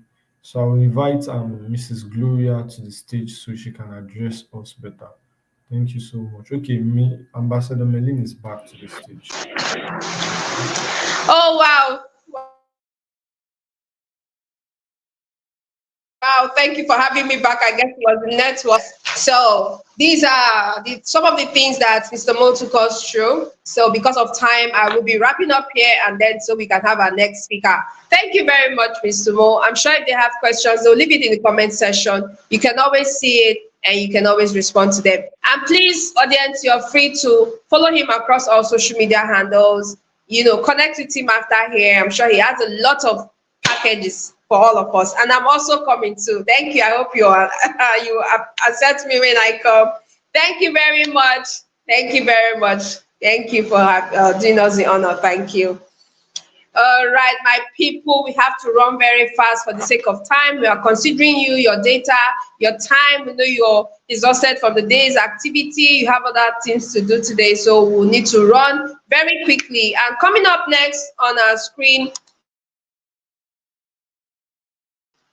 is person than Raymond Money. Raymond Money. Like I looked at the name and I'm like, I don't know. Is this money, then money, and so on? But oh well, when he comes, he will tell us better. So he has over 17 years of experience in the world of information technology and has made a mark as a social media expert with a portfolio of clients, both international and local. He runs a digital agency called the DBS with offices in Lagos, Abuja, and remote workers across the country. If I want to keep talking about him, a lot will be said. But after now, please connect with him and learn a lot about him. Let's not waste further time as we make welcome on our screen today, no other than Mr. Raymond Money. Is he here? Is he ready? Please bring him live for us. Good Wow. evening, Mr. K. Raymond Money. I don't know if is it money like money then ed money.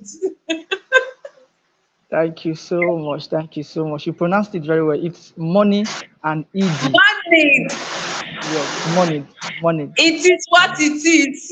Yes, ma'am. Thank you Omo, so much, I ma'am. love that name. I'm going to ask for the inspiration of that name later, but for now, let's just go straight to business. We're happy to have you. I've looked up your profile. I've seen a lot of videos that you did put out there on Facebook. I mean, amazing work so far, and we are so blessed to have you here with us in the Greek Convention 2023. We want to draw from your wealth of knowledge when it comes to this thing that you're about to tell us. And tonight we're hoping to hear from you on integrity and money business. So take it away, Mr. Raymond Money. Wow. Amazing. Thank you so much. Thank you. Thank you. We global now. Cheese. We global now. We global now. I'm sure that we are familiar. We are familiar with Mr. Shao Sokocha that always say we global now. So when I was listening to the last speaker, I was just in my mind. I'm like, we global now. Cheese. We global now. You're phenomenal, brother. You're phenomenal. The last speaker I'm talking about. You're phenomenal. All right. Thank you so much, man, for this opportunity. Thank you. Thank you. I appreciate it. I am so happy. It's amazing. It's amazing. Like the last speaker said, we're global now. We're global now. We're global now. We're global now. We're global now. Thank you so much. Thank you so much. I really appreciate. And everyone that is online at the moment, I appreciate you. I appreciate you. Thank you so much for this opportunity. I learned so much from the last speaker because those things that he was saying, man, like these are not these are not things you just see on the roadside. Like somebody, you have to be taught. If you are not taught, you cannot know these things. And sometimes the danger of it is that when the internet has made the world a small space, like a small village or a global village, like he said. So when you are doing stuff, you think you are just doing it between you and your family members or you and your locality. And the next thing, we're global now. We are in the UK, and now, like, what are you saying? We don't understand what you are saying. And I like the examples he gave about comedians. Comedians, you are cracking a joke, and now the joke is not funny to a white man. So you were supposed to know that you're talking to a global audience. That's like, so when you were saying it, I'm like, yeah, yeah, yeah, yeah, yeah. I could relate to a lot of things. Thank you so much. So my topic today is integrity and money business. Integrity and money business. Wow. The kind of topic that is given to you to talk about will tell you how the person that gave you the topic is thinking about you. That's their mind about you, the kind of things that they have concerning you. You understand? Um, Looking at my time, I'm supposed to have 30 minutes. So if I'm starting at 7:35, then I should stop at 8:05. Now, what is integrity? What when we say integrity, what do we mean? What do we mean by integrity? Integrity. Integrity. Do you have integrity? What does that mean when you hear the word integrity? Integrity is the quality of being honest, having a strong moral principle. Let me say it very well. When you say someone has integrity, it means that the person that some of the synonyms of integrity is being honest, being reliable, being right standing. That is, you are an upright person.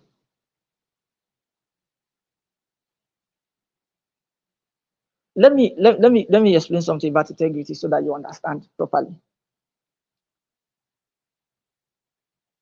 I'm actually smiling because we ascend in a short while. Oh goodness, it is going to be intense in a few seconds. All right, because of the topic, because of what we are discussing. This is not child's play. Your whole life is built on your integrity. Let me use, since we're in the business world, right? We're in a business seminar. Let me use another word for integrity so that you will understand how integrity works. Another word that I can use for integrity is brand. I was thinking, like, how is brand integrity? Now you see. We cannot talk about integrity without your character. Integrity is doing what you are supposed to do, whether somebody is looking at you or not. Integrity is being who you are in Lokoja, in Abidjan, in Russia, in the US, and even in your room. That's integrity. Integrity means that you are one. You are one. If somebody heard something and say, oh, this was what Raymond said, another person can say, no, Raymond doesn't talk like that. He said, no, I saw him saying it. The person will say, let me explain why I'm telling you Raymond does not talk like that. Raymond has integrity. Raymond has strong moral principle. Raymond is an upright man. I will explain it in the word I used earlier, brand or branding. I will explain it to you in a few minutes. Now, when we talk about integrity, there's one word that we cannot take away. And I will need to explain this word because we have we have let me just say the way it is, right? We have a wrong understanding of this word, and that word is trust. You cannot talk about integrity without talking about trust. No way, it doesn't work like that. Because for you to say somebody has integrity, it means that you trust them. Now, before I start using the word trust, let's define trust. What's trust? Let me give you an example of what people think trust is. Oh, I trust my husband, he cannot cheat. Oh, I trust my boyfriend, he cannot cheat. Oh, I trust my wife, he cannot cheat. That's not trust. No, that's not trust. Okay, how about I trust my wife, she will cheat. I trust my girlfriend, she will lie. I trust my husband, he will lie. I trust my boyfriend, or I trust that guy, he will not tell us the truth. How about that? Trust is having absolute knowledge, having enough knowledge, having a full or fuller knowledge about a subject matter or a person or a thing. Trust is knowledge over time. Therefore, I can trust somebody to steal. That is that person's integrity. This person steals. That you have not stolen does not mean that you are a thief. That you are not a thief, sorry. Because you are a thief, you will steal. Let me say it again. Because you stole does not mean you are a thief. If you steal, doesn't mean you are a thief.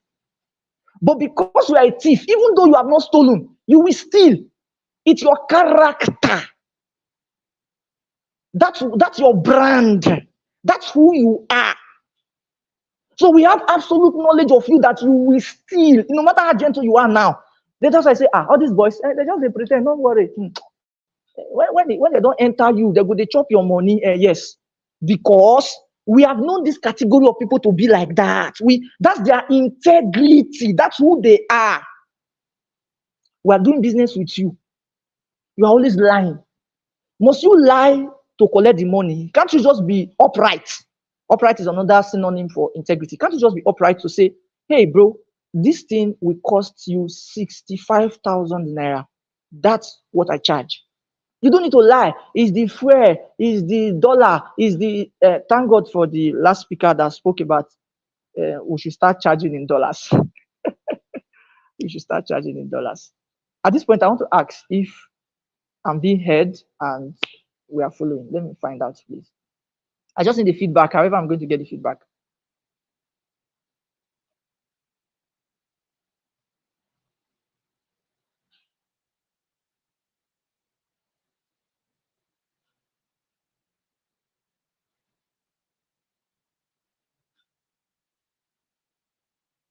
All right, so we can hear you, sir. Oh, thank you so much. Thank you. I have to look at my screen to see the write-up. Thank you so much. I appreciate. Oh, that's Benita. Benita just said, yes, I can hear you. Oh, that's good. My people are connected. I rep you guys. Somewhere also. Okay. All right, let me continue. Now, I was talking about trust. Let me tell you a story. One time in Lagos, as friends, I used to run a musical band. Okay, I will not go into details so that I'm not sure who is listening. So there's our friend. This guy is talented. This guy is a church boy. This guy is good. This guy is extremely talented at what he does. But we know this guy for stealing. Like, do you hear what I just said? We know him. Like, we have knowledge of him over time. He's consistent in stealing. Are you understanding? So trust can be positive and trust can be negative. It's not, I trust him, he can't do it. That's the fact that you know he cannot do it, that's trust. Then if you also know that the person can do it, whether it's positive or negative, you have enough knowledge knowing that the person will do that, and that's trust. That's that person's integrity. Now, so we had a program, we're doing something, then I stepped out.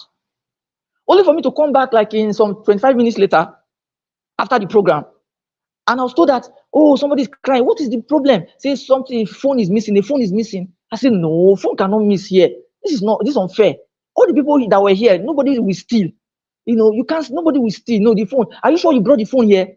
I was insisting because I have a full knowledge of the people that were present that they would not steal. Then I started asking, okay, let's do a deep dive. Who and who had gone home? So they now said this person, this person. Then they called that guy's name. I said, no, that guy was not here. So you cannot say he has gone home. He wasn't here in the first place. They said, no, he was here. I said, what are you saying now? I just left here 25 minutes ago. He is not here. He didn't come. Now, they didn't know why I was insisting he did not come. I was insisting because I know he steals. So don't just lie on him because he steals. He didn't come. How can he steal when he was not here? They said, sir, he came. I said, okay, pause.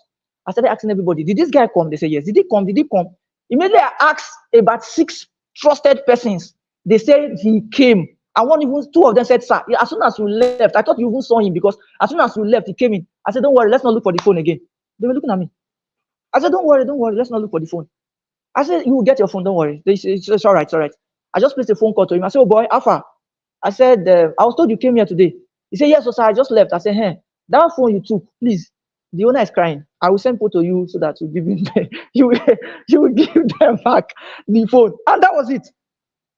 Did you hear me? That I ended the call. I trust this person to steal. That is that person's integrity. Inside church, outside church, anywhere, he will steal. That's why I said integrity is your brand. I'm not saying good integrity is your brand. I'm saying your integrity is your brand. What is brand or what is branding? Your brand is what people say about you when you are not there. So if you're a liar as your integrity, that's your brand. Your brand is a lying brand. If you deliver on time, that's your integrity. That's your brand. Raymond will deliver on time. For example, people that know me, when I teach, they say, Raymond cannot teach without speaking in tongues. So it's not possible. He will speak in tongues in this teaching. He will speak in tongues. Then sometimes people will say, Raymond cannot do a whole teaching and not describe some people that are stupid because Raymond is synonymous to using the word stupid. Because I'll be teaching, I'll be like, do you know what it means to be stupid? Why are you stupid? To be stupid means to be slow in thinking. That's not an insult. To be stupid means that you are delaying in your thinking. You are backward in your thinking. Be fast in your thinking. So Sare never talk. If he has not used that statement, he has not. They know me. That's my integrity. Say, Sare keeps to time. Oh. Don't tell Sare 10 o'clock when you know you will not be there by 10. Oh. Sare keeps to time. Oh. Raymond keeps to time. Oh. Are you sure you'll make it by 10? If you will not make it, call him 1 hour before then. Oh. Raymond will cancel this thing if he gets there because Raymond will get there 1 hour, 30 minutes before there. Oh. Before your timing. Oh. Be sure. Are you sure? That's integrity. Having a strong moral principle. It is strong. It's not shaky. It's not shaky. If you tell him on this thing, this is what his response is going to be. Oh. How do you know? Because over time we have learned him. We have studied him over time. This is who we have come to know him to be. We have trusted him in this direction. We have trusted him like this. That is his integrity. The quality of being honest. Let me give you an example. Today I was teaching in my class and I was addressing a matter. Then I told them, I said that everybody is being used. Everybody, we are all being used. Everybody. Then I said to them, after giving them a lot of examples, then I said to them, are you aware that all of you in this my class now, I'm using you guys? I said, but the main question is, are you people using me? Are you using me? With all the resources I have available, are you making use of me? I said, the difference between the rich and the poor is that the rich knows that everyone is being used. So they know they are using the poor. But the problem with the poor is that they will never understand that they are being used by the rich. They will never agree that they are being used. They are submitting themselves to be used. Meanwhile, they are not making use of the people using them. Then I said, where it is win-win situation, that's when the being used is proper. So I am using you, for example, let's take a look at this platform. A lot of people are connected right now. Ordinarily, if you have asked me to connect these people, I don't even know who they are. I may not be able to connect them. Like the kind of audience I'm exposed to right now. I mean, do you see? So I am using this platform right now to my advantage. The question now is, the person that created this platform, is the person using me?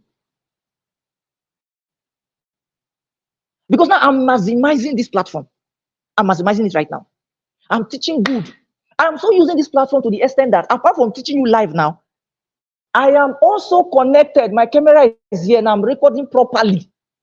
That's why you see my mic. I'm recording properly, which I will edit later and also have. You see now? That's honesty. That's honesty. That's being upright. That's having integrity. I am not hiding it. Most successful people will show you their blueprint. They will tell you what they are doing. But the problem is that poor people will never take it. They lie. He's capping, leave him, he's just talking. Now so that they talk. How you go just talk like this, now like this? That is the book I read. No, they will not go read it. I listened to this podcast. Never, you will not watch it. I was invited to a program. I paid attention. The previous speaker before me was talking about we global now. Jeez. Don't say, how can you say it's about we global now? How can you get global? Don't worry. Honesty. You are angry about something. See, how you say what you say is more important than what you say. Let me say it again. How you say what you say or what you are saying is more important than what you have said. I can tell somebody now, are you stupid? And the person will learn, the person will be happy, the person will be submissive. And I can also say that same statement in another way. Are you stupid? And the person will get offended. Why? How I said it. How I said it. All these things is what we call integrity, your uprightness. You want to do a job for somebody. Let me give you an example. Integrity and money business, right? Let me give you an example. There are many jobs that I do in the IT space that I don't do. When I talk like this, I'm always laughing. Let me repeat what I just said. There are many jobs in the IT space that I do that I don't do. Let me say it very well for the last time, then I will explain. There are many jobs in the IT space, in the multimedia space, that I do. I do them as business. I collect money for them, but I don't do them. What it means is that I will collect the job, but I'm not the one that will do it. Based on integrity, based on honesty, there are jobs that come to me. Yesterday, somebody gave me a job, big job. And I said to the person, I'm sorry, sir. With kindness, or I said, kindly, sir, I don't do this job. Somebody said, you can just outsource it and make the money. Uncle, my integrity is at stake. I know many people that will do it, that I can give it to. But my level of excellence, my level of reasoning, the reason that person brought the job to me is because he thought that I can do it.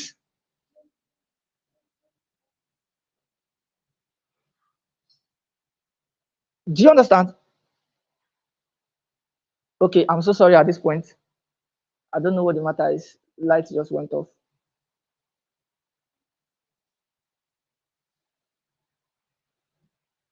Okay, let me continue, by the way.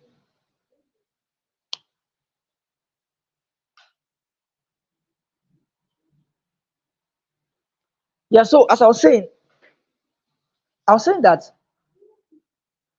please kindly let me know if you can still hear me. I need to be sure first before I continue.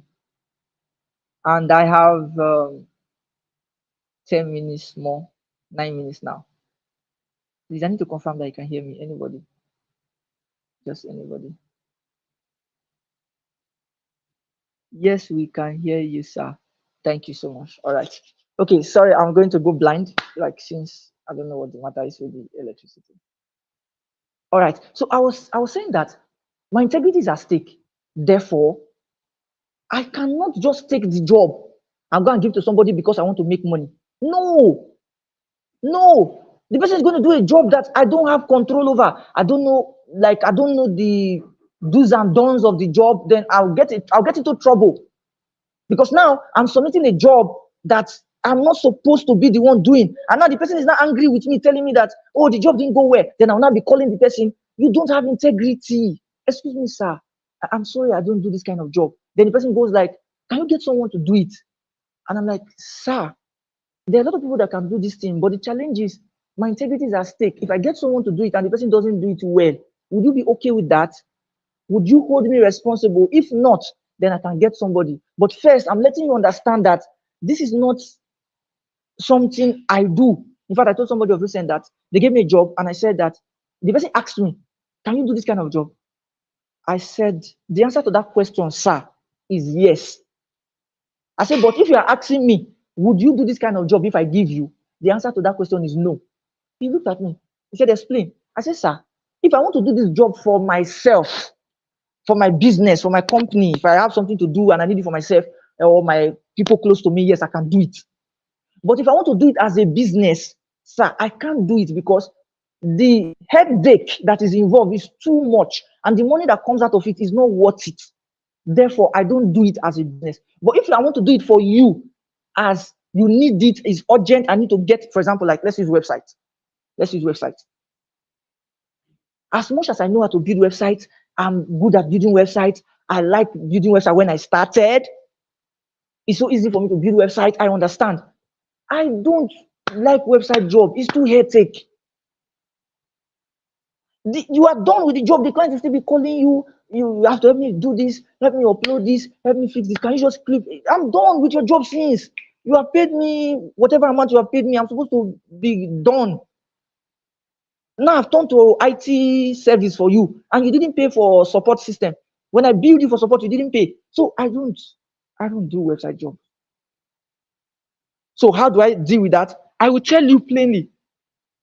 And most times I will bill you so high. And I'll tell you why I'm billing you high. I'll say because so that I'll be able to face all the obstacles that will come. In case you insist that I'm the one that must do it, then I know that I've collected so much money. That's why when I'm building website job, for example, like I collect way so high, like it's out of this world, the kind of money I bill.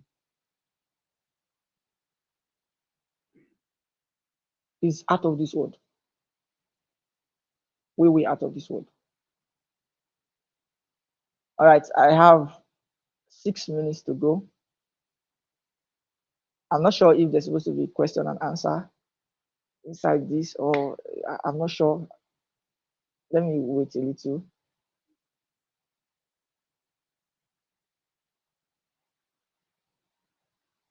Hello, ma'am. Am I supposed to take question and answer with the remaining time, or should I continue? All right, thank you very much, Mr. Raymond. I can't hear you, ma'am. Your mic is off. No, my mic is on. Can you hear me now? Can you hear me now? It's on, actually. We can actually hear you. We can hear you. Tell me you can hear me, right? I didn't press play. Yeah, sure, I can hear you. How about you, Mr. Raymond? Can you hear my me? mic is on. My mic Okay, is sorry. on. It's me. Sorry, I just pressed play now. I can hear you clearly. Oh, okay, Is that we global now? We global now. That's not me. We global now. Cheese. That topic really made me happy. We global now. I can see that. I can see that from the way you've been chanting it. I can see that topic really. I mean, it's stuck with you for life. Global now. Global now. All right. Thank you very much, Mr. Raymond. Quite an insightful session on integrity and what trust means. Again, I've learned something new, that trust does not just has to do with the positive side only, even the negative side. So when you trust that someone can steal and the person actually does steal, so that's trust. So it can be negative, it can be positive. Thank you for that knowledge. I've learned something today. And yes, thank you. Oh, if they have questions, they'll leave it in the comment section. And please, as many of you that joined Mr. Raymond's session, do well to connect with him on the social media, across the social media platforms. I looked at his Facebook and he has a lot of educating videos, insightful videos. I hope to go back there and learn more things for myself. So for the sake of time, we're going to run along. We have two more speakers to go, and we have really spent time here. I want to appreciate all the audience that are still hooked up. I'm sure you're getting value for your time. You did not put in money to register for this event, so you need to put in your time and your data. Nothing is actually free. So, but I'm glad it is convenient for you. So stay tuned. We'll be running up shortly, and I know it is still going to be value loaded. Thank you once again, Mr. Raymond. Really enjoyed the session. For time's sake, I'm scared I cannot recap all of what you said, but something I took away is that trust, integrity, they are the things that we really need if we must be global brands and polished brands. Thank you. We hope to have you again. Thank you so much. Have a great day. All right. Bye for now.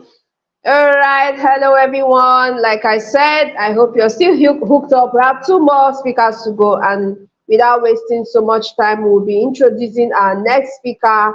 He is someone I've known for a while now. He is Mr. John Milo, and he will be taking us on preparing your brand for global relevance. Let me see. Let me just say a little bit, because it will be cheating. It will be cheating. Integrity. We need to keep to it. So it will be unfair if we've said some things or read out the profile of other people and leave his own out. That would be unfair. I know we're rushing for time, but please permit me to just say something brief about him. He is a book project consultant, a content management consultant, writer's coach, mind surgeon, a business strategist. I mean, he's loaded. You should go check him out. John is the founder of Dynamic Africa Community, a place with almost over 2,000 members that is set out to raise dynamic leaders. Yes, he's into leadership, he's into global leadership. He's also a founder of Dacians Writers Academy, an academy for writers and creatives. So if you want to learn writing, please hook him up later. He is the convener of the Dacian Conference. It's a yearly event that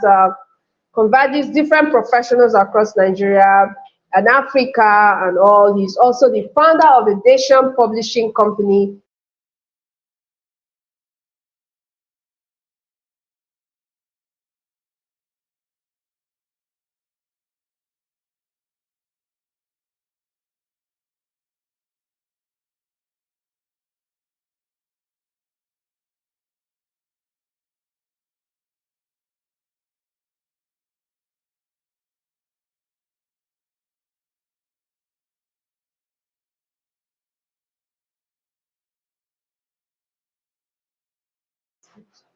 Hello, can he hear me? Is he here with us?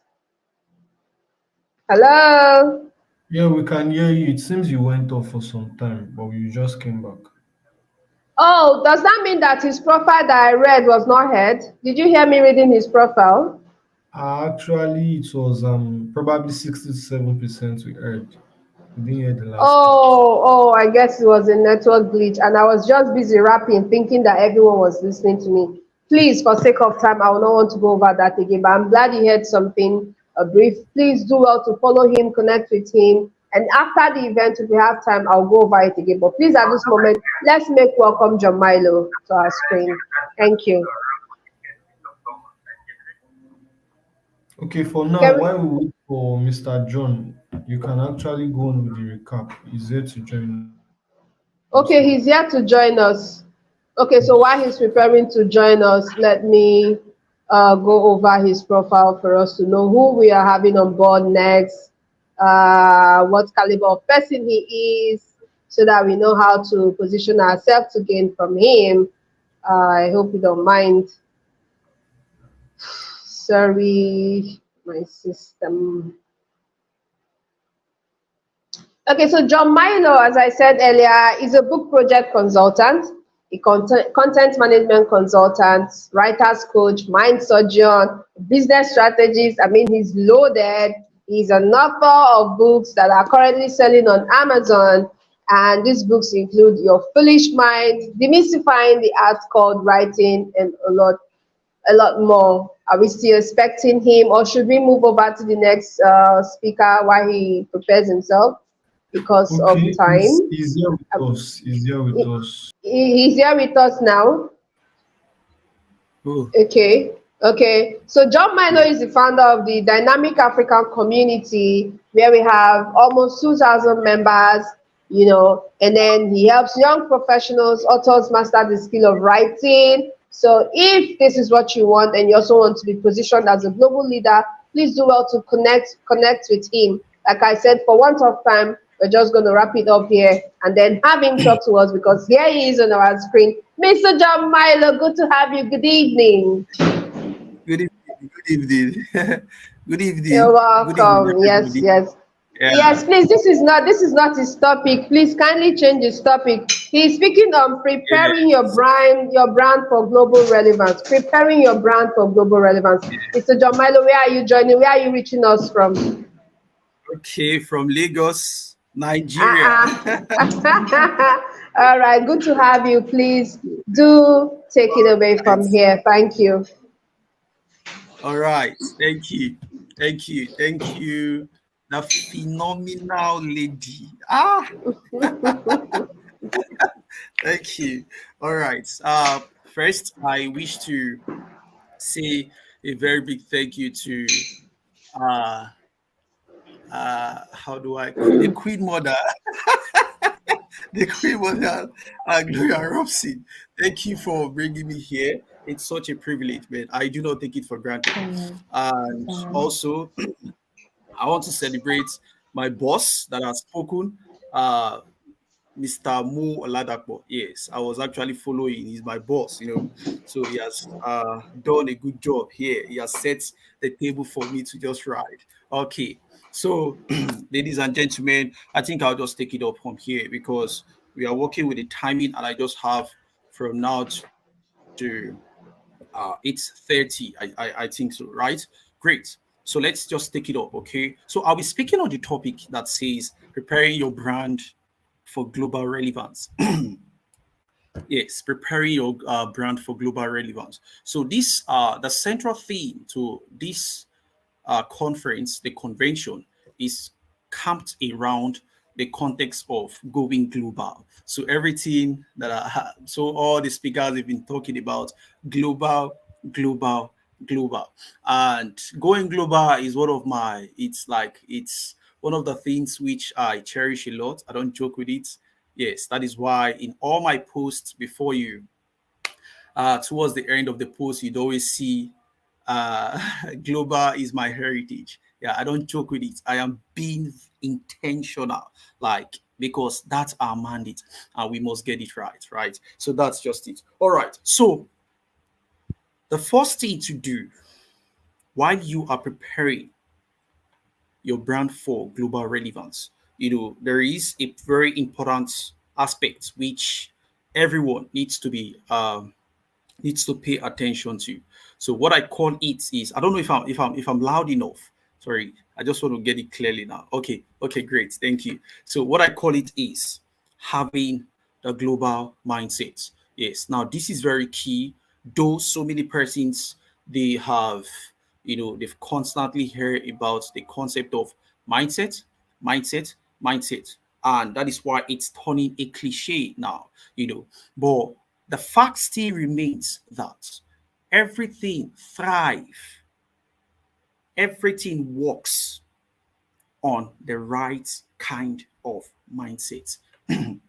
Yes, the mindset at which you used in starting up a particular brand or starting up locally will not be the mindset which you are going to use to operate at the global level.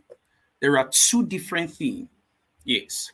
So for you to operate at the global level, there is another level of articulation that must be involved. And if you are not, uh, if you are not taking cognizance of that articulation that is involved, man, you're going to lose it, because at the global level, it involves a lot. Yes. And if your mindset is not that of going global, man, you're going to fail it big time. So it begins with the concept of having the global mindset that beyond this local level, I want to operate at the global level. Yes, I want to operate at the global level. That is what it that's what begins to pop up. That's the kind of mindset that begins to pop up. I want to operate. Now, after while you're having or nurturing that global mindset, having the right kind of mindset that you want to operate at the global level, there are so many things that comes on board, because it is the mindset that begins to program and condition your attitude, your behavior, your character, and everything that has to do with you. It will shape you, it will guide you, and it will direct you. It will guide your steps. You will know that you are not meant for the local level. You should be operating at the global level. And the way you approach businesses, the way you approach your clients, the way you present yourself, everything will automatically change. You know why? Because your mindset has changed. Because what you now do now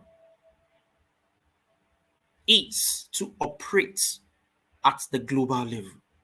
Now, I use myself as an example. When I conceived playing at the global stage, everything about me changed. When I am talking, I speak global. I do it unapologetically. I'm being sincere. Because when my mindset changed, everything about me changed. Yes. Now, when the mindset changed, I started making comments like, if it is not global, then forget about it. If it is not global, then forget about it. Because going global to me is obligatory. It is a necessity. It's not optional. Yes. So the first thing is to nurture, to have that global mindset. Now, how do you have, or how do you think, how do you begin to conceive that global mindset?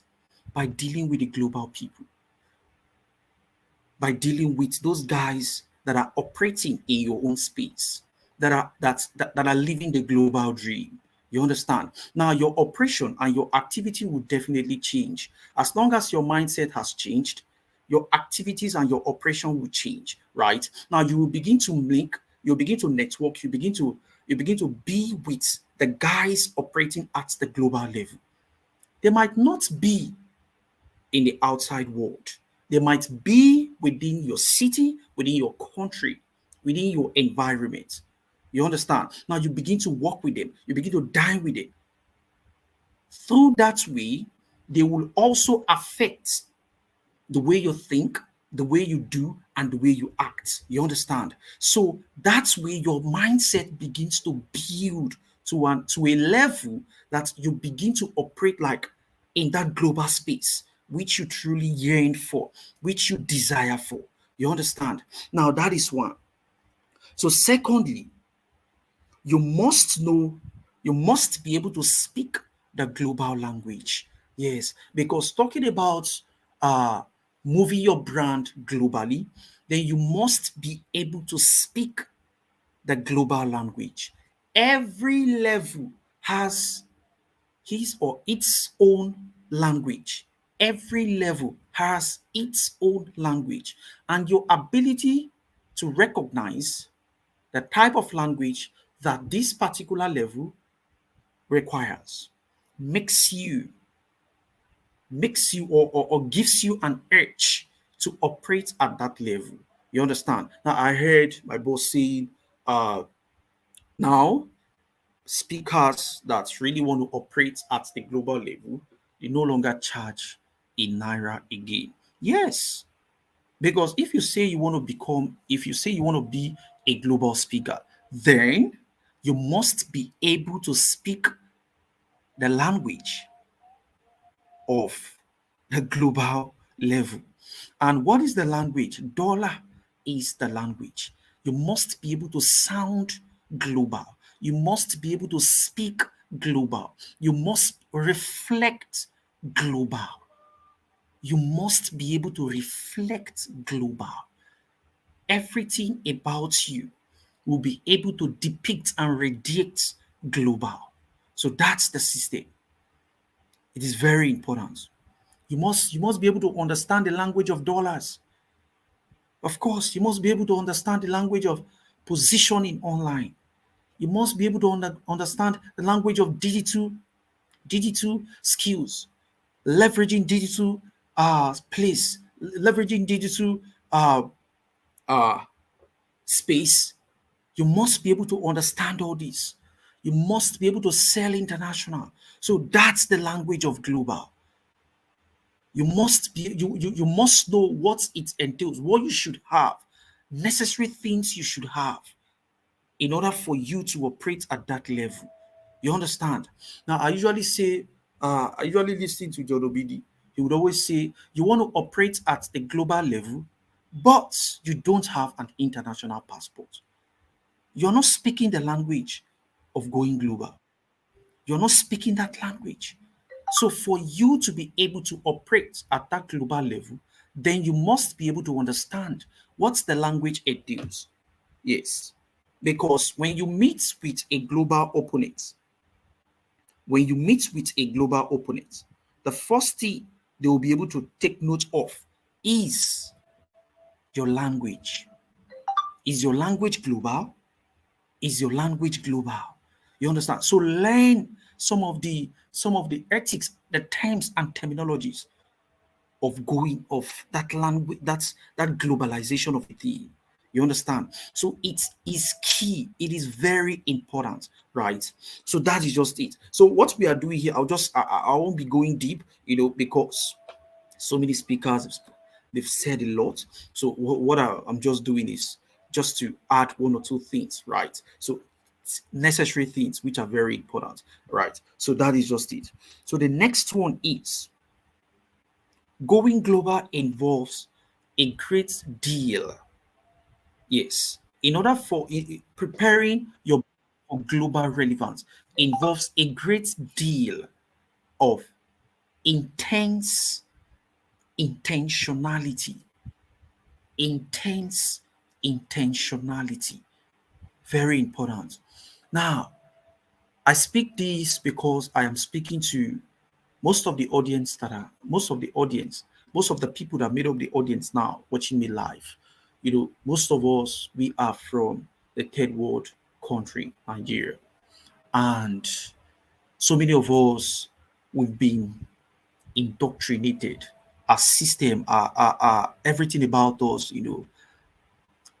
everything about us has just, been uh we've been used to the local things around.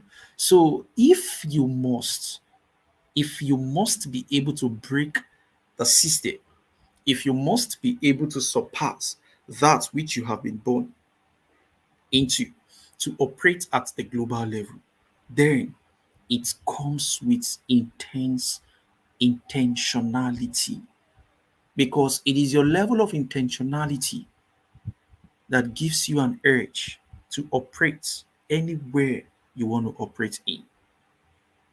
It must come with intentionality. Now, when you are intentional, there are certain things you do, there are certain activities you venture into that will speak the type of being you are becoming. Every level every level needs a great deal of intentionality for you to be able to maintain that space, for you to be able to flow in that frequency.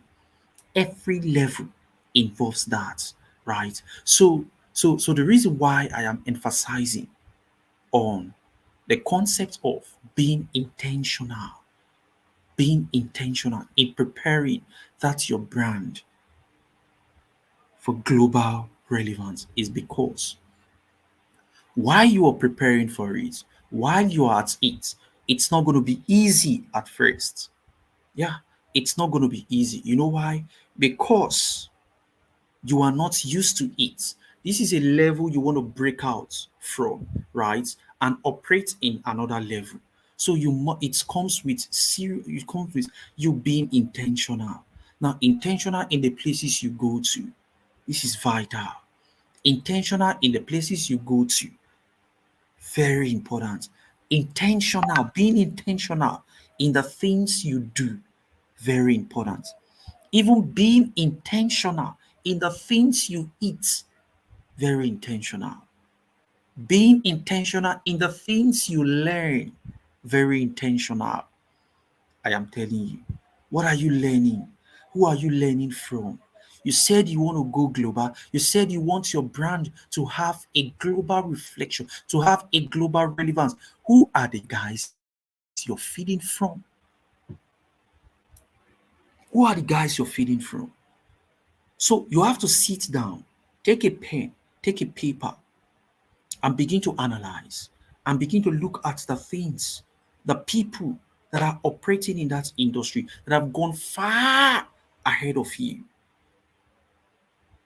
And you begin to devour their knowledge. You begin to devour their wisdom. You begin to feed from them, because what you constantly feed on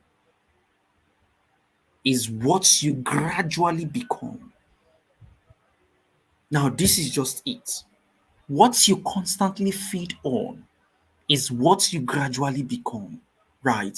So if you continue to feed on local information from the local guys on the street, from the local guys on the internet who are just out there to do rubbish, man, I don't even see you going global in the next years.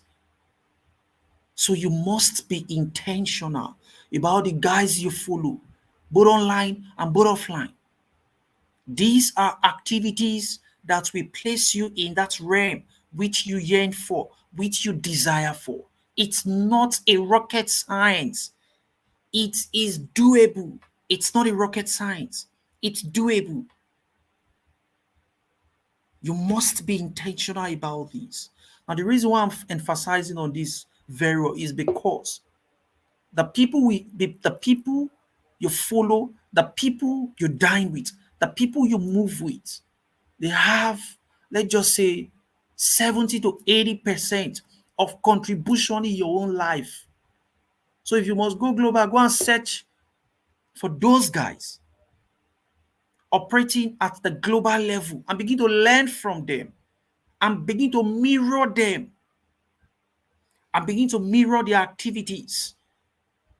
Going global is not, it's not, it's not easy. It's not something you do once. No, it comes with a great deal of intentionality, especially if you're operating from this third world country. I'm telling you. The next thing which I'm going to talk about is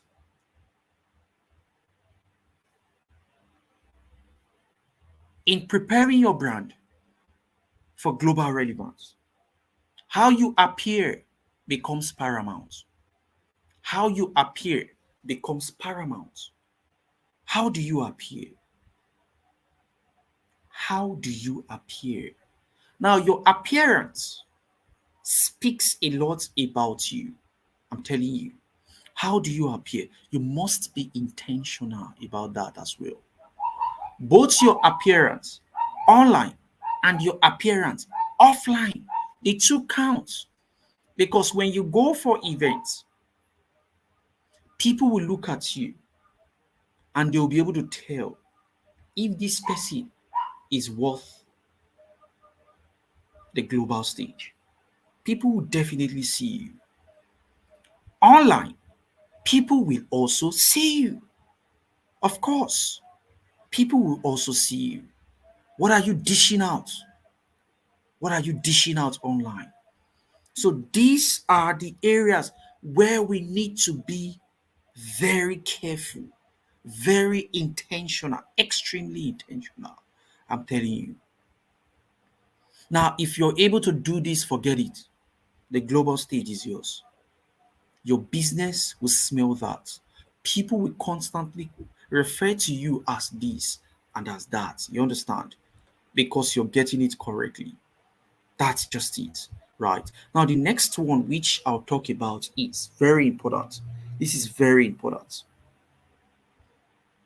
Preparing your brand for global relevance needs you to feed on the industry knowledge. Industry knowledge. There are different types of knowledge, but a particular one which you must pay attention to is your industry knowledge. Very important. The industry knowledge. Now, your industry knowledge, how much do you know in your industry? What industry are you playing in? How much of information do you know that you can stand anywhere and begin to talk about? How much of information do you know? These are things that are very, very important, right? And if you don't get them clear, if you don't get them correctly, there'll be a problem. So, industry knowledge is key. Industry knowledge is key. Industry knowledge is key. Now, if you're able to know enough in your industry, not just to know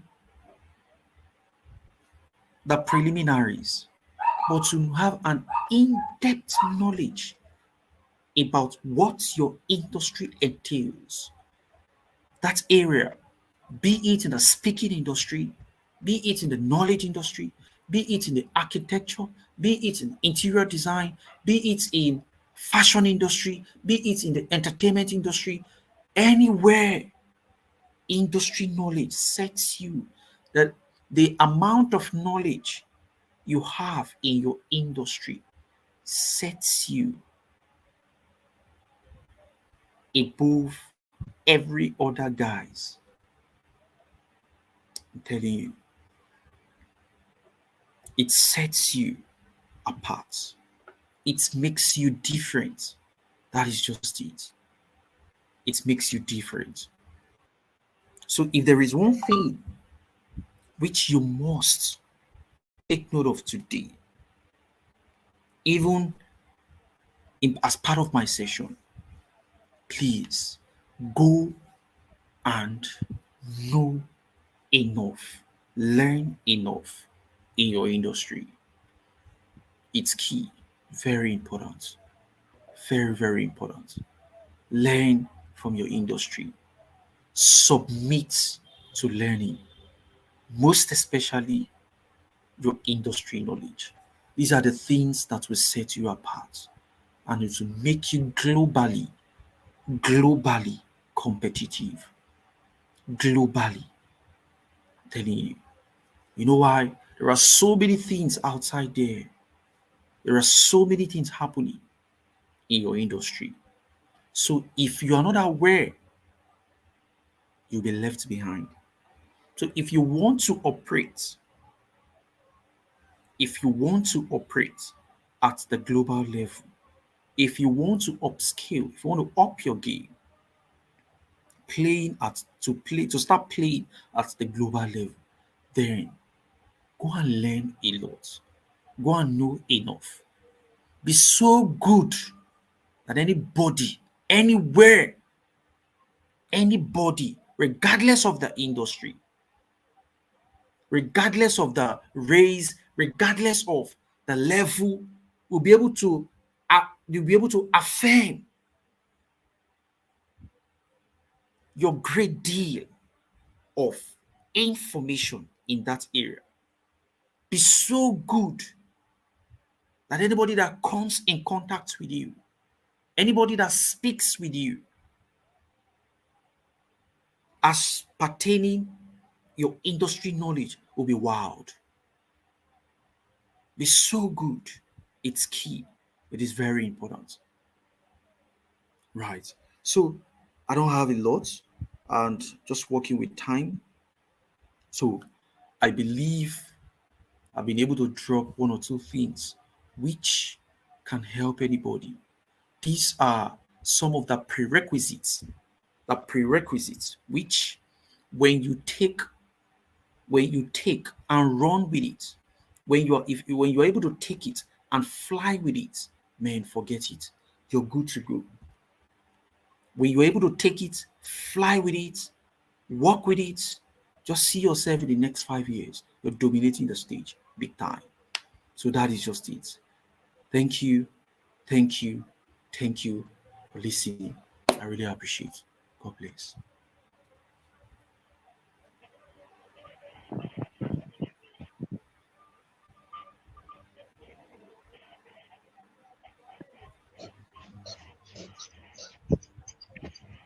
Amazing.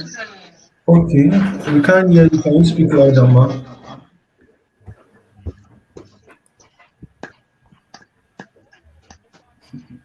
Thank you. Ambassador Melly, we can't hear you.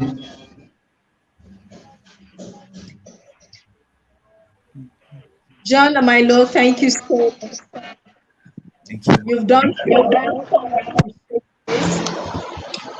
Hello, can you hear me now? Can you hear me? Yeah, We yeah, can hear yes, you we can now. hear you. We can hear you. Oh, okay. Okay, thank you so much, Mr. John Amino. Thank you. Good evening. Thank you so much for that session. I heard you say that you don't have much to say, and I was saying that. Did you just say you didn't have much to say, and all these plenty things you said to us is now what? That means if we had more time, you will finish us with value. Thank you so much. For the want of Thank you. time, I might not have to go over everything you said, but I remember one thing. If it's not global, forget about it. So that's my new language now for I don't people. do it. Are you speaking global? Are you talking global? If it's not global, forget about it. Thank you so much. So our audience, you've heard Thank him. you. Please put these things to practice. It's not enough to just listen, hear, and do. Right now, or after this program, rather, you can go connect with John Milo across the social media and his social media handles. He's a great guy, and I'm sure you're going to learn a lot from him. Thank you so much, Mr. John. We're glad to have you honor us. Thank you. Thank you. Thank you, man. Thank you for the All privilege. right, so we're going to be bringing the last speaker on our screen today on the global stage. We're going to bring in the last speaker. He's not the least, but fortunately, he's the last because it just seemed like we saved the best for the last. The best of the best, of course. And why I'm saying this is because I've been going through his profile. I mean, it's a whole document. Like, it's a flip of papers.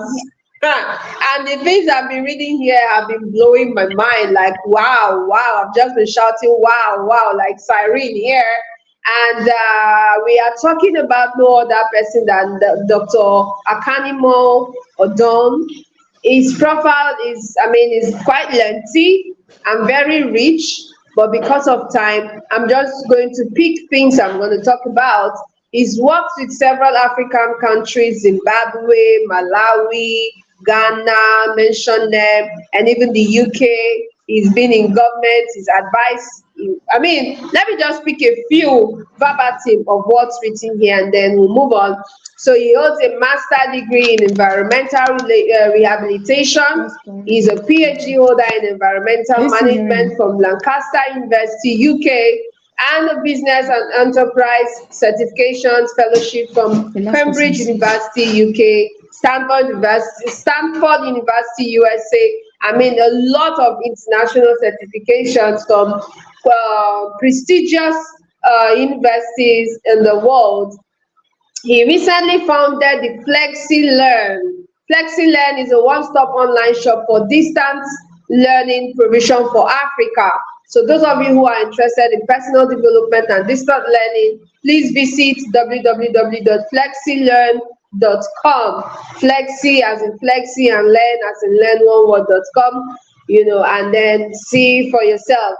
He in the UK, he has been an advisor to the British government on developing international education policies under the National Student Forum, education consultant for British Council, and business development consultant. I mean, he's so much. I cannot. If I want to say all of these things, we will not live here today. He was once an advisor to the National Economic Empowerment Council, Tanzania, under the Prime Minister's office. This man is loaded. He's loaded with connections. And do you know that he will be teaching us today on building credibility for global opportunities? So he has assessed a lot of them. He has been so opportune. I see his profile here. The last 10 years, he's been organizing and facilitating over 50 Africa-focused international workshops and conferences. And he has liaised with government, industries, and academia in 30 African countries. I can go on and on and on, but this man is just loaded. So when he's coming to talk to you about building credibility for global opportunities, you have to listen, because if he was not a credible person, he wouldn't have gone this far, he wouldn't have attained all of this, he wouldn't have been opportune to access these great people in the world that you and I are dreaming of meeting, and also the places we are dreaming of accessing. So please give this moment your utmost attention, because remember, bottom pot na im sweet pass. So at this point, let's put in our clapping ovation as we make welcome Dr. Akanimo Odon. Is he here with us? Oh, thank you very much. It's an absolute pleasure to be here. Wow, good evening, sir. Good to have you. Good to see you. Good to see you on my screen. I feel like clicking my screen because of all the things I've read about your profile. Thank you very much. Good to have you. Good to have you. So without much ado, please do let us know where you're reaching out from.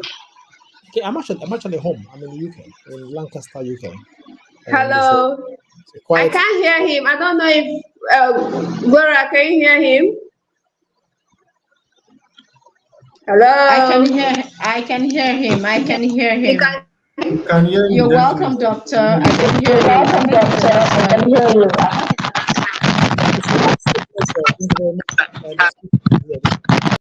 I imagine It's everybody all right. had a good time on the summit. So I've got a lot of time. I've got 30 minutes actually to give you a feel for building credibility for global opportunities, and I'm hoping I want to make it as practical as possible. So I have no idea, are there opportunities for folks hearing me to actually make comments, so I can actually see the comments? Is that a possibility? Yes, please. Yes, please. Yes, please. So, and is that actually going to be on the chat section of my yes, screen? Please. It's going to be popping up. Yeah, it will pop up. Okay, lovely. So my name is Dr. Akanimo Odon, and I think they've given you a sense of what I do, what I'm about. In my job, I travel an awful lot. I got many positions I hold. But I think generally, if you ask me what is it I do things around globalization, around internationalization. And the topic I'm supposed to handle today talks about building credibility. So it's building reputation, building relevance. You're the go-to person when it comes to your field of expertise or professional capacity. You're the person people look up to. If I said, for example, Dangote, your mind goes to retail, goes to the production of consumables, goods everybody have access to. You know, if I mention any important person, you can think, oh well, that's a person who's good at this. Are you following me? So there's always a thing around aligning the individual with what their core expertise is, because that is on the back on which you build credibility. Our host and convener of this incredible event is the amazing Gloria Robson. If you say, well, Gloria Robson, what does your mind go to? Polishing brands, etiquette. I follow me. So there's always an alignment. Now, the trouble is most people building credibility on what they're not supposed to build credibility. Okay, which I want to make it give it clarity. So, few words I want to focus on for this evening, and it's building, which is an action word. That means you are actually actively doing something. Is credibility. That means a reputation, something you are actually known for global opportunities. That means you're taking advantage of opportunities beyond your local jurisdiction or geographical disposition. Okay, that's very, very vital. So I'm going to play with these words carefully because it will make sense when I kind of bring everything together. So you're building credibility for global opportunities. You can build credibility for local opportunities. That's fine. You can even build credibility for, if you like, national opportunities. That's also fine. You can maybe even go further to build credibility for regional opportunities. But the topic today is how might you be able to build credibility for global opportunities? So let's begin with credibility. Now, in my experience, you are credible when it's easy and you are the best at what you do. The trouble is, many people they do something, but they're not the best at it. And it's difficult to build a credibility around something you're not very good at. How many of you shop at Amazon? If Amazon wasn't a fantastic marketing retail platform, that you're comfortable that once you place an order, okay, at a particular time, whatever they tell you they're going to do, they will do. Imagine you place an order on Amazon, for example, yeah, and they tell you where it's going to be delivered 5 hours after the order was placed, and you waited and 5 days passed. Yeah, that's not quite credibility. So credibility is tied to efficiency, effectiveness, and delivery. Very, very vital. Okay. Now, so to kind of backtrack a bit, I'll make it as simple as possible. There are many individuals who are doing good things in their field of expertise. The trouble is, it's not what they're supposed to be doing. You might wonder why is Doc saying that, but that's very, very true. And so maybe I'll paint a picture with this. I'll like to give an example. So, guys, if I said, for example, a lion, that's the animal lion. If I said, could you guys, for example, tell me a phrase or a word to describe a lion by, what words will come to mind? Anybody? Can I see the response in the chat, please? So, how might you describe a lion? That's the animal. I want to make a point. Anybody? I'm looking for the chat for people's comments. I can actually pick one. It's If I gonna said pop up. It's gonna pop. Yeah, it's popping up. it's coming. Okay, maybe I'll just wait for it then. Okay. So if I said oh, King of the Jungle, Sam Ayodele, fantastic. Keep going, guys. If I said describe for me the lion, how am I to describe a lion? King of the Jungle. Anybody else? Let's go. Okay, I'm hoping that will make it a bit interactive because then my point will become very, very clear because it begins fundamentally with understanding your strength. You can build credibility around what comes easy and naturally to you. But let me make a point. So, anybody else? King of the Jungle. What else comes to mind? Things like fierce, bold, audacious, royalty. So they're very interesting words. Okay, but then the point is this: understanding his strengths. What if I told you guys listening to me that a lion is one of the laziest animals in the animal kingdom? What might you say? You know, it's very true, right? But by the way, you can actually Google this. King of the savannah. Thanks, Robson. Abraham. Yeah, a lion is king of the savannah, king of the jungle, royalty, bold, courageous, fierce. But then, in reality, a lion is actually one of the laziest animals in the animal kingdom. And if you think it's a lie, well, you can Google it because the average male lion sleeps and snoozes for up to 20 hours a day. So check this out. If you had a friend or neighbor who slept and snoozed or snoozes for 20 hours a day, what word might you describe the person by? I'm very confident it won't be courageous or bold. Yeah?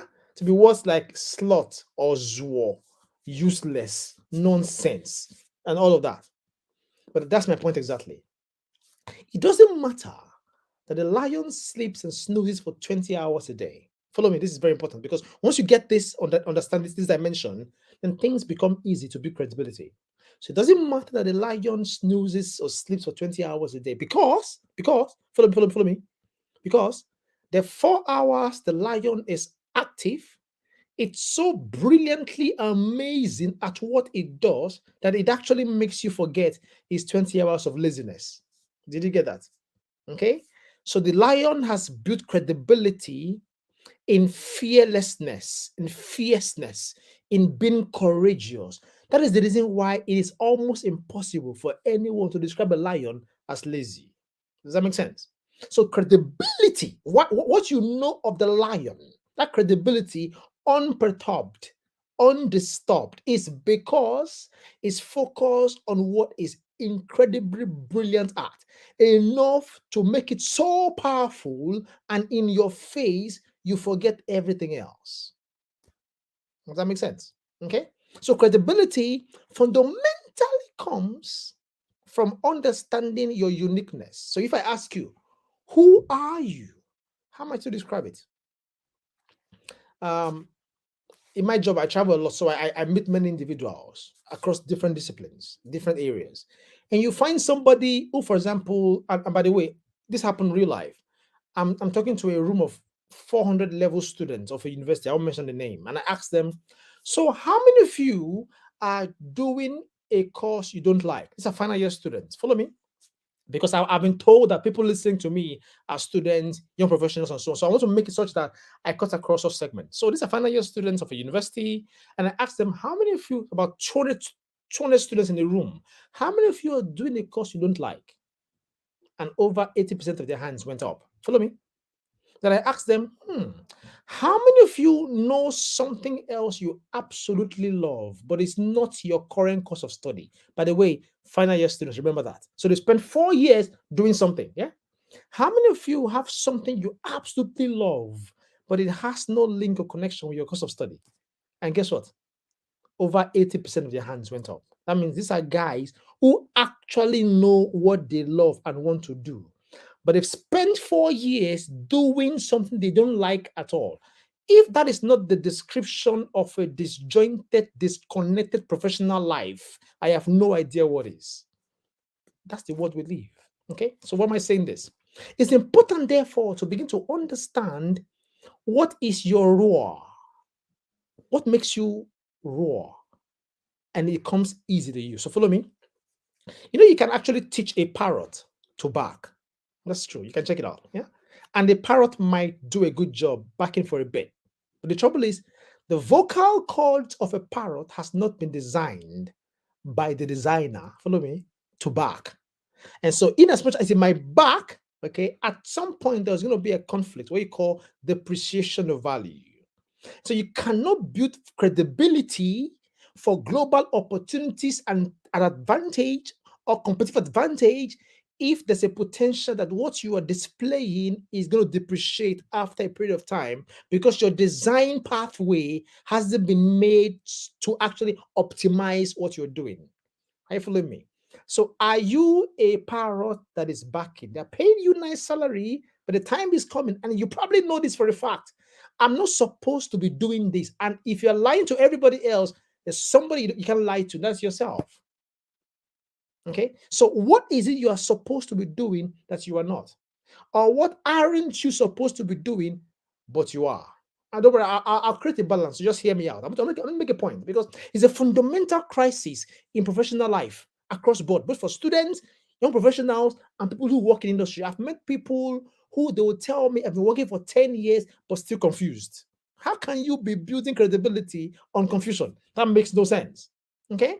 There has to be a sense of total power, control, for you to build credibility on it because it is free flowing. It is easy. Now watch this. Probably most of you are wondering why is Doc using animals as it happened. I love animals, yeah, because I believe that in the progression capacity to understand how humans are supposed to operate when you understand how animals operate. But there's a power in design. Now watch this. Follow me. The average dog, yeah, say 10-year-old, yeah, average lifespan would have barked for over 500,000 times in its lifespan. Because barking is important to its survival. So it barks when it's hungry. It barks a kind of bark when it's tired. It barks a kind of bark when it's threatened. So dog owners know these levels of barking. But my point is, the barking of a dog is vital to its survival and sustenance. In fact, it's vital to its credibility. Can you imagine a dog that never barks? That's dodgy. How can a dog that doesn't bark build credibility for global opportunities? So that means if barking is important to a dog, and a dog has to bark 500,000 times in its 10-year lifespan, ladies and gentlemen, Backing better come easy to the dog. First principle. If you ask my dear friend, Madame Gloria Robson, who's convened this, if you wake her from sleep in the morning and tell her, talk about etiquette, you don't even have to push her. She will talk about etiquette from morning till night. It comes naturally. It's that she's in a zone. She's backing. You have to push her. She's like a lion in a roaring state. It is easy for her to build credibility because she's operating in a design. Hear me clearly. Because people have struggled in life, doing so many amazing things, but the trouble is, it is not what they're supposed to be doing. That's the reason why they can never, I'm not swearing, no, am I cursing you? It's just how design works. They can never build credibility for global opportunities. They might try it locally, but global, you have to be fashioned in a way where you are principally working in your design for it to be global. That's a fact. Check anybody who is global, who does something amazing. Go find it out. They are doing something that they're supposed to be doing. And the principle is it has to be easy like a lion that's roaring. Now, I'm not telling you it has to be easy to do, because if you check the baby cub or the cub of a lion in its first few roars, it's not very easy. You get me? Yeah? If it roars, if it said, look at this stupid lion, that's a stupid roar. You're not threatened. But give it time. As long as it keeps roaring, and roaring is in its design, it's a matter of time. It grows into it. So it's also a function of doing what you are already designed to be doing, and you keep doing it. And I'm speaking in parables. I'm hoping you are hearing me. Okay? So you know what you're supposed to be doing because you know what comes easy to you. It's like me writing. Since I was in university, year one, words and writing come easy to me.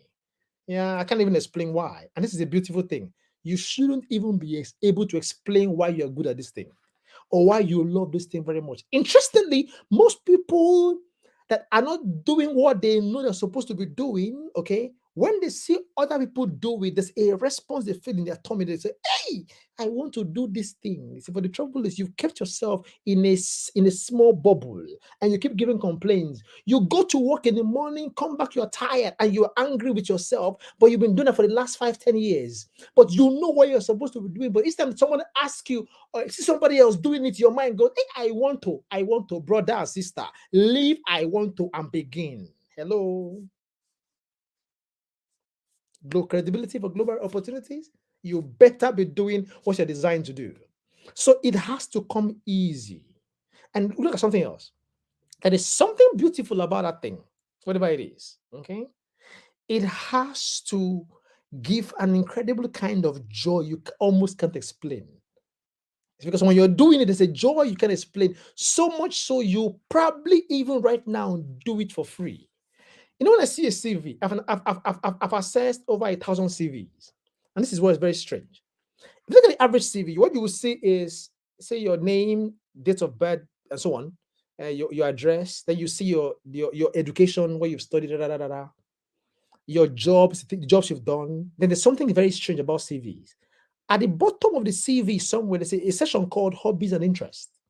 And for some reason, it's only just 2 lines. You spend like 90% of the CV doing things you don't even like, the things you are angry about, the boss you hate, but you still do the work because you're getting paid. Then at the bottom of the CV, you find a small line called hobbies and interests. Then you go, I've never found anybody who hates their hobbies and interests, because by design, that doesn't make sense. It's a hobby and interest because it's what you go to do to relieve yourself from the stress of the burden of work. Why should work be burdensome? There is something fundamentally wrong. There's a disconnect there. Are you hearing me? There's something wrong. So hobbies and interests, I almost want to say that there's something fundamentally wrong with the use of the word hobbies and interest, because in many cases, is what people are actually supposed to be doing. But the trouble is, you've made it and called it and tagged it a hobby and interest, that thing you love, but you never invest in it because you only do it when you want to relax. Can you imagine getting paid for your hobby? As I'm speaking, can you tell I love talking? I have no notes. Hello. I will speak for the next 5 hours with no notes. No slides. But I will keep speaking. You know why? because I'm in my raw. I'm supposed to be doing this. Even you can feel it. And guess what? I can feel that you can feel it. And I haven't even begun yet. Okay? I am in my raw. Now, can you imagine getting paid to do what you're designed to do? Come on now.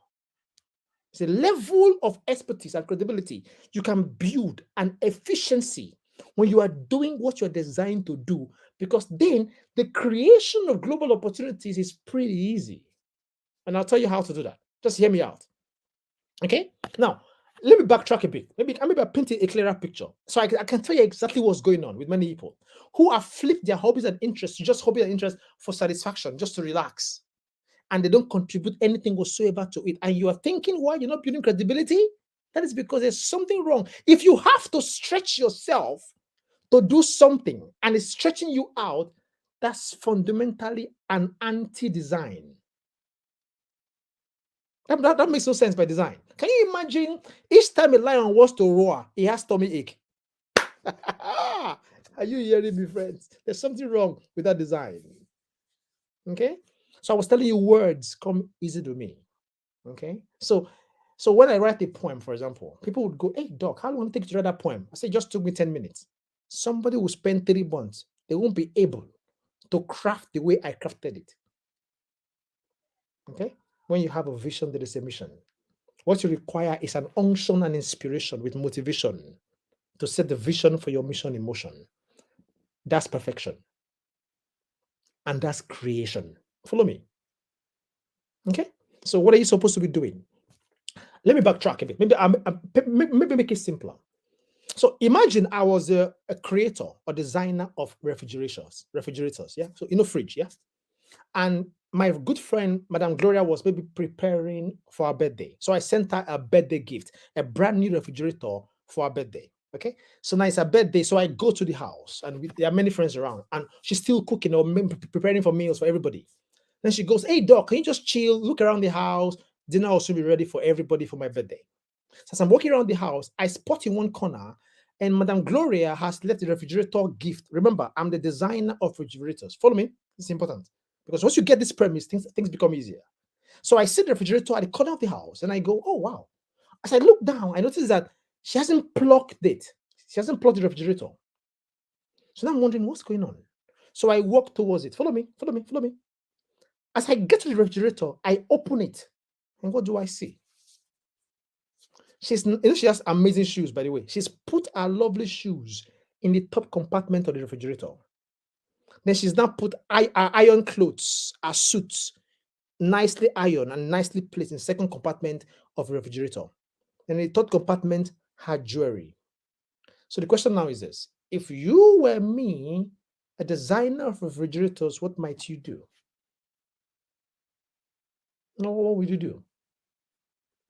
I've spent many, many years putting this incredible design together, and she's just put her clothes in it.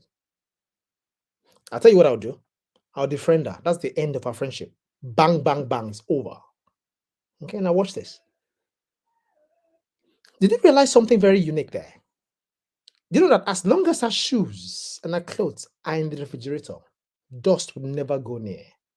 So the refrigerator actually has a function of storage, but its purpose is the preservation of food.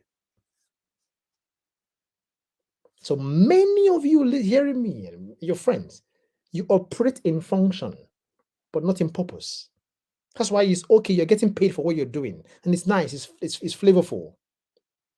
What do you think happens to a refrigerator that isn't plugged after 6 months?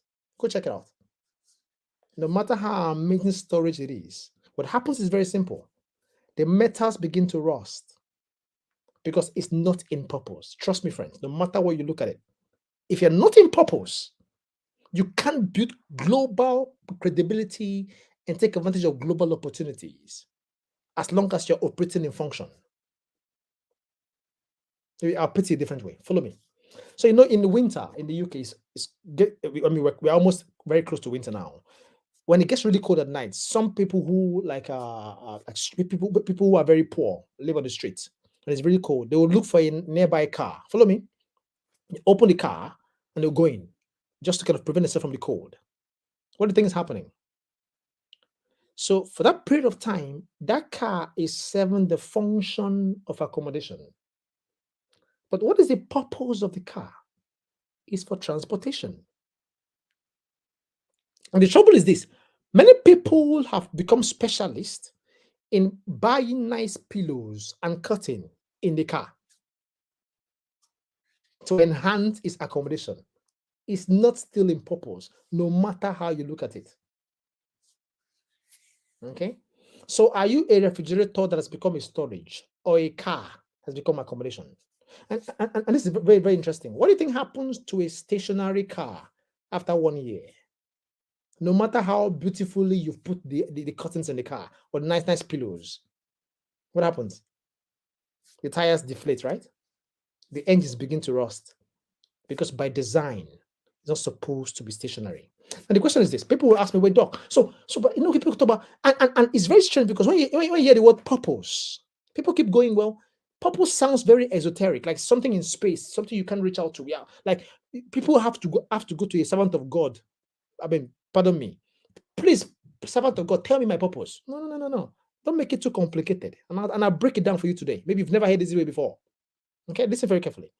If you've never seen a car, like you've never seen this thing, and somebody pulled you to the car and said, "So, Doc or Auntie Gloria, does this thing do?"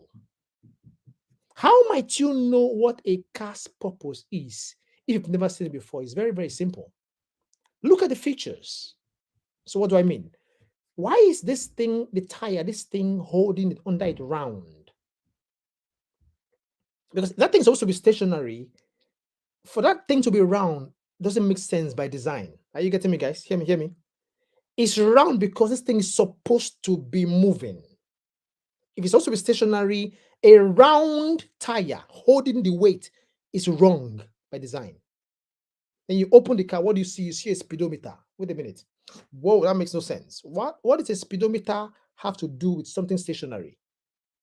So by looking at the features or the summation, hey, I wish you can hear me.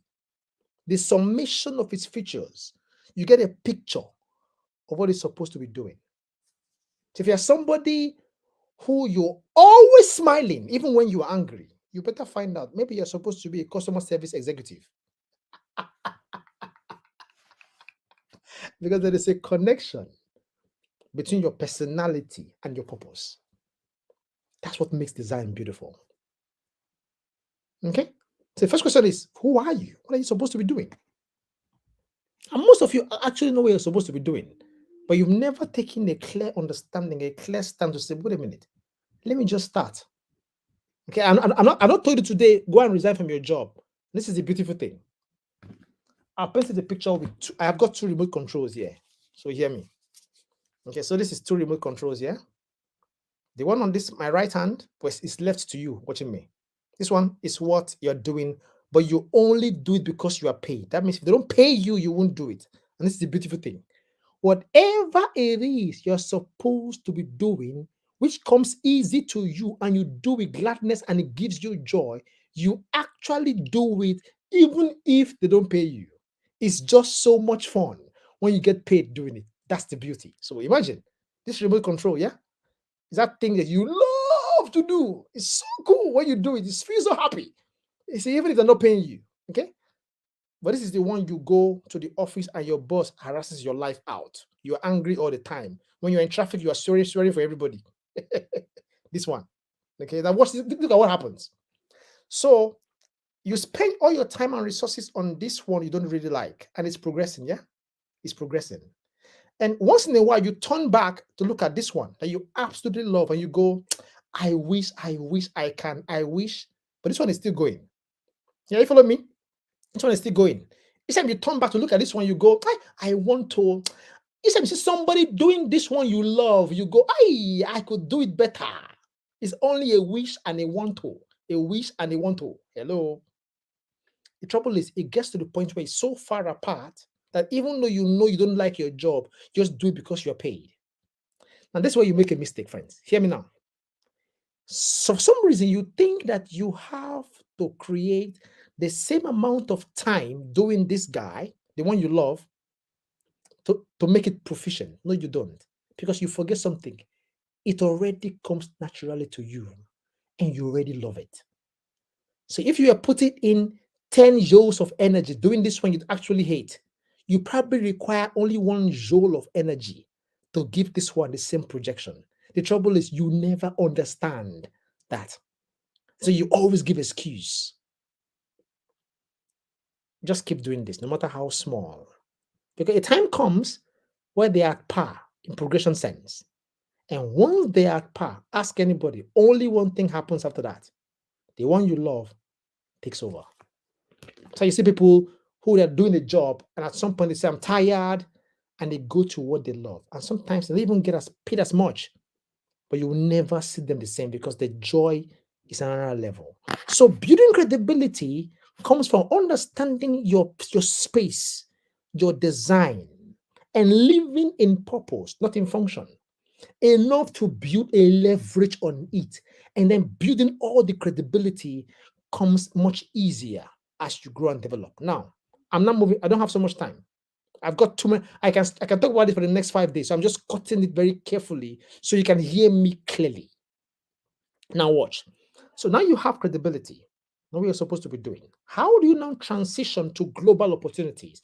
First and foremost, you have to understand the term global. Global and local is not the same. Many of you want to be global, but you think local. So I'm going to ask a simple question. What do you prefer to be called? Hear me. A, I am an international. Okay, I'll put it a different way. So imagine I was to address you. Which would you prefer to be called?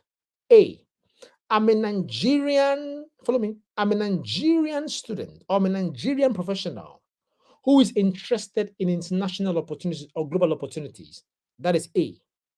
Then B, I am an international student or I'm an international professional who just happens to be living in Nigeria. B.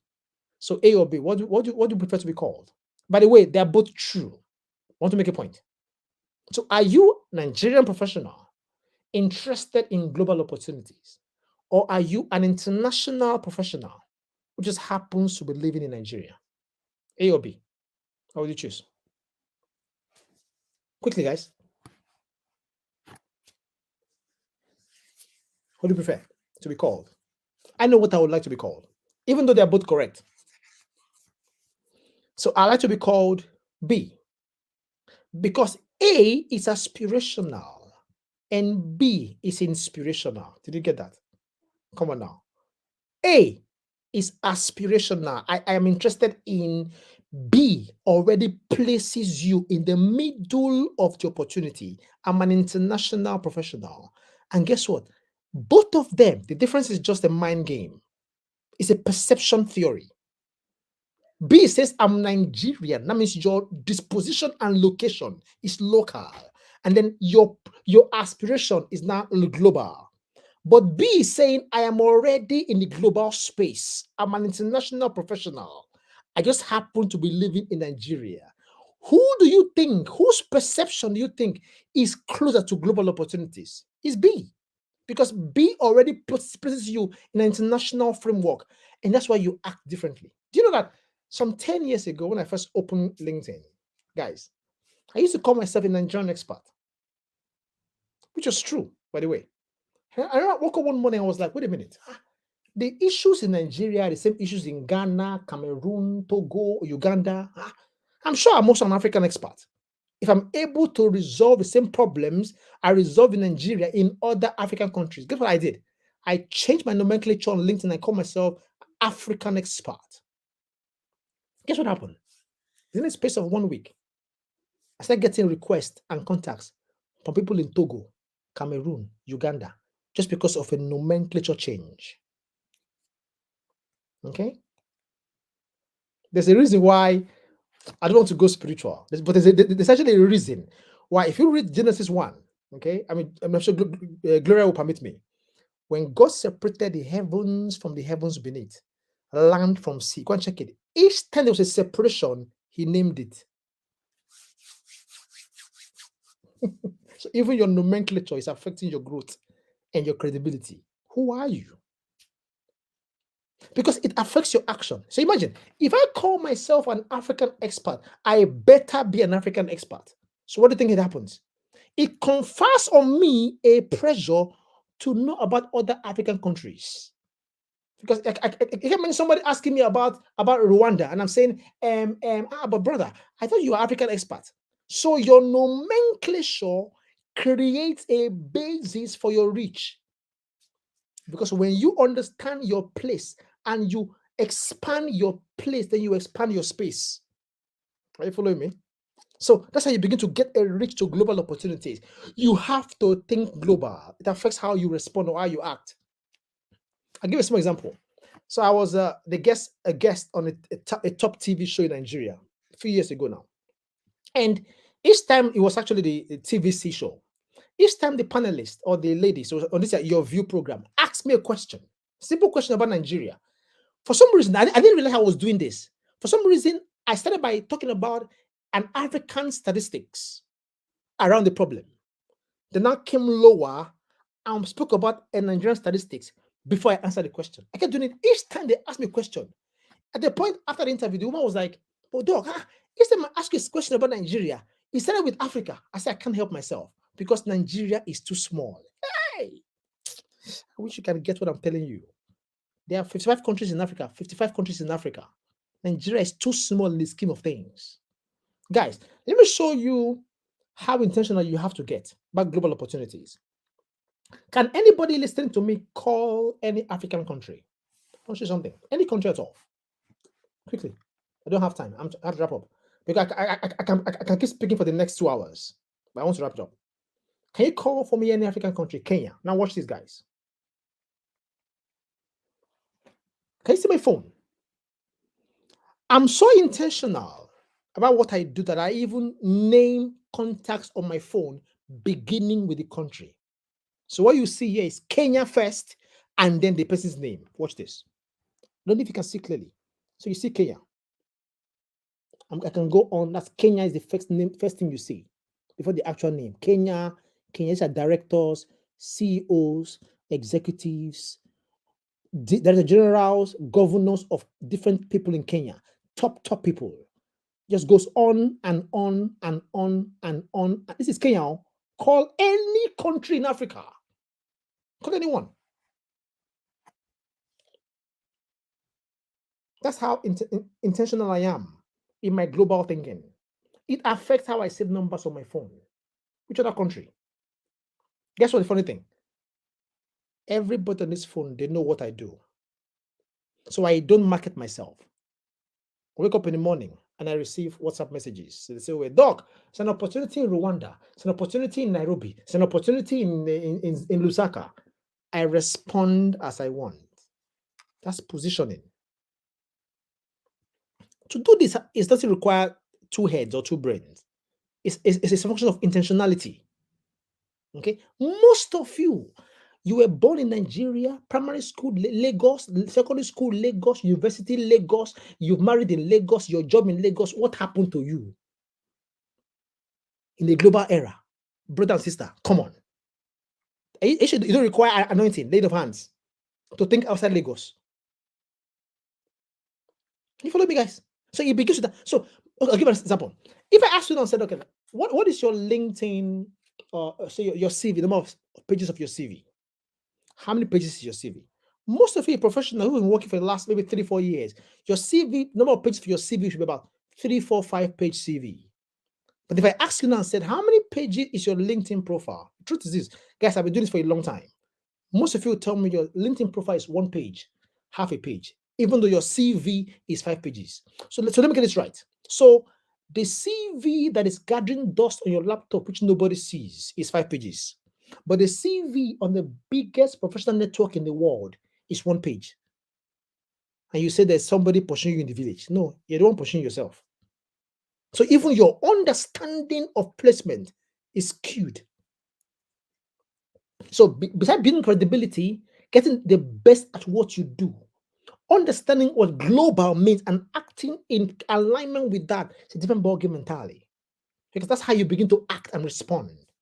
Friends, if I begin to tell you the amount of deals I've won just because I've got a comprehensive breakdown and profile. Guys, seriously, go check it out. Go and check out my LinkedIn profile. It's over 30 pages. I'm not joking.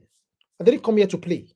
I've got too many lives to impact globally to be messing around. Are you follow me? So are you just moving like you are being pushed around? Or do you understand your role enough to chill for 20 hours in a day snoozing? But boy, don't you know that those 4 hours you are going to roar, they will know you are lion.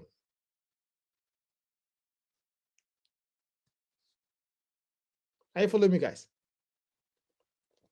If you're to reach out to somebody, simple activity this week, next week, not tomorrow, because how you begin to align yourself through LinkedIn.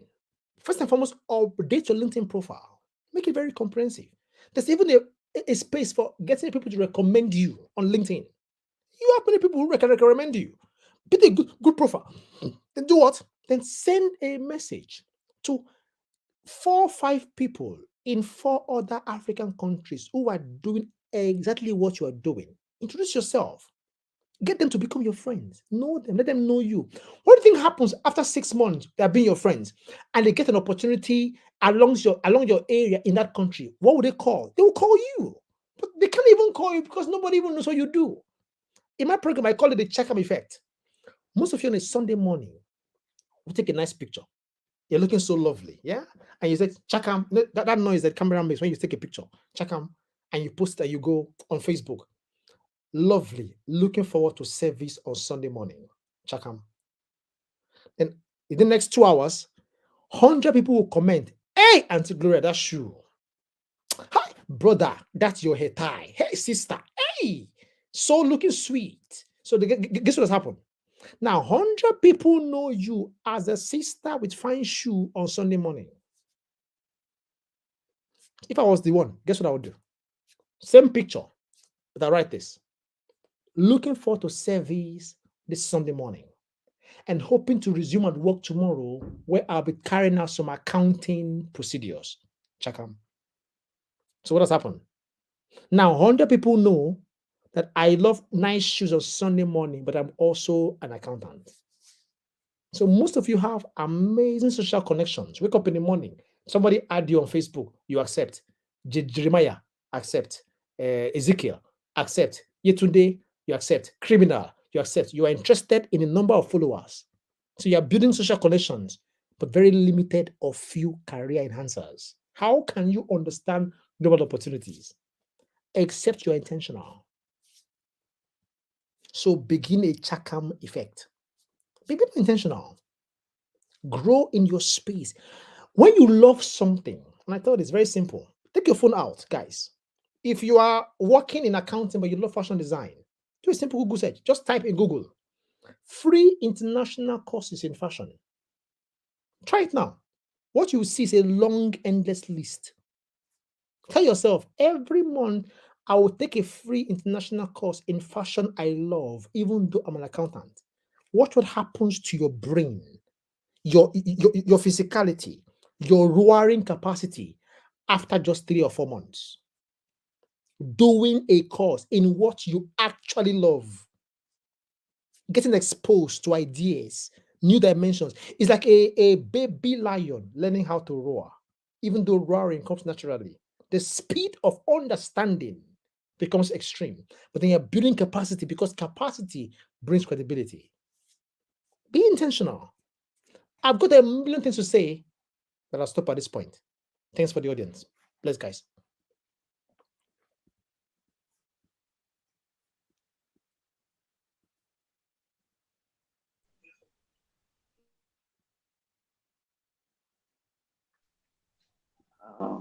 Wow, doc. Can you hear me? This is amazing. Dr. Akanimore, this is amazing. Can you hear me? I can, yes. Thank you so very much. Thank you so very much. Like, it's very obvious, like if we left you here, you would talk for 10 hours without getting tired. It's just too obvious. And I must say that I personally appreciate you. I personally appreciate you. Every one of us, the audience appreciates you. Thank you so much for your time. Thank you for giving out these undiluted values. Undiluted values. Imagine if we were to pay for this. Thank you for using this to serve humanity. Thank you so much. We're really grateful. Thank you. Absolute pleasure. Thank you And very much. on this note, yes, on this note, I know we've overstayed today being the grand finale. I'm sure everybody understands that this is the last day of the program. And I want to speak with the audience right now. Can you all send your fire down? Send your fire emojis. Send your fire emojis. If you actually got fire from this, you have anything. I don't even know whether you want to ask questions because this is really overloaded.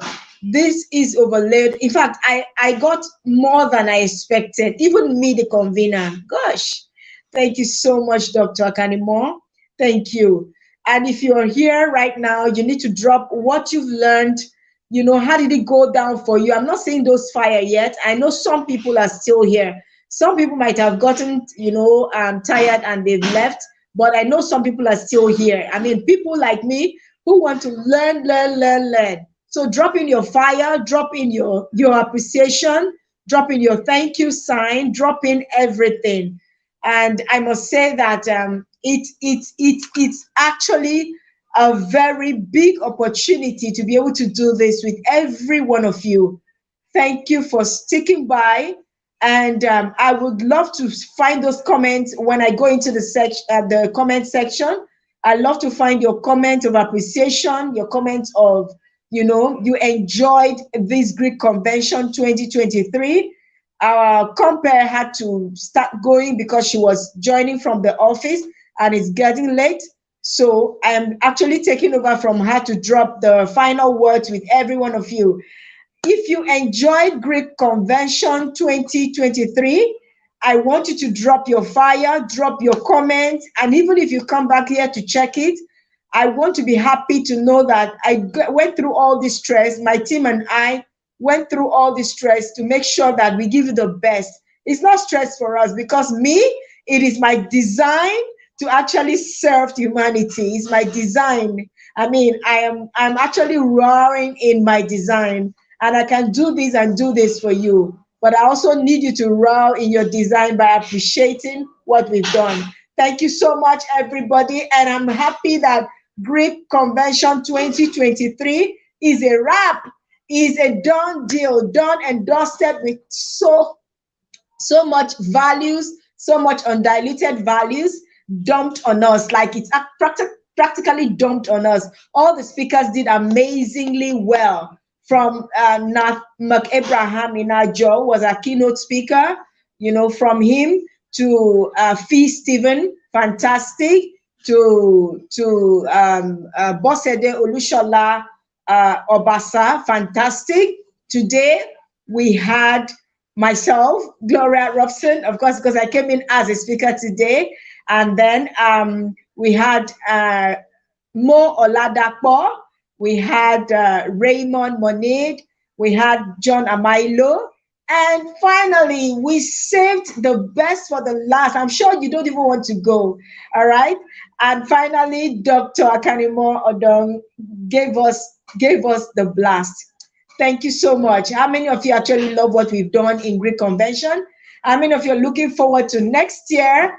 We're going to have it physically, and I'm going to try, by God's grace, to bring in the speakers for next year to give you the best value. How many of you, if I had asked you to pay for this particular convention and the speakers that are coming in, I'm sure you won't be able to. Most of you won't be able to pay because these guys charge in dollars. I mean, look at Dr. Khan, all the way from United Kingdom, doing amazing for us. Thank you so much, everyone. On this note, I want to say, God bless every one of you. Go and practice all that you've learned.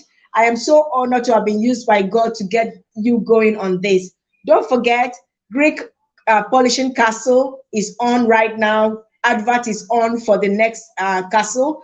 Make sure you sign in to learn so much more. All right. and make sure you stay put in the group. We're going to drop more values for you. Thank you so much, all our team members. Temitope, I want to say thank you so much for standing at the back end for us all. Thank you. Thank you for doing amazingly well. Thank you, Sam Ayodele, for standing by all our designs. You've done amazing work. Who else? I mean, I can keep appreciating. Thank you for our compares. Thank you so much. Adasa was yesterday and today. Melin, you've done amazingly well. I'm grateful for everyone that has stood by every one of us. Thank you. God bless you. Thank you for serving the dream, and may you continue to be served by the world. Thank you so much. I love you all, and do have a wonderful, wonderful night rest, every one of you. Thank you. Bye. Enjoy yourself and practice all that you've learned. See you some other time. Next year, GRIC Convention 2024 is going to be a blast. Yes, by God's grace, we will do it. Thank you so much. I love you all. Bye.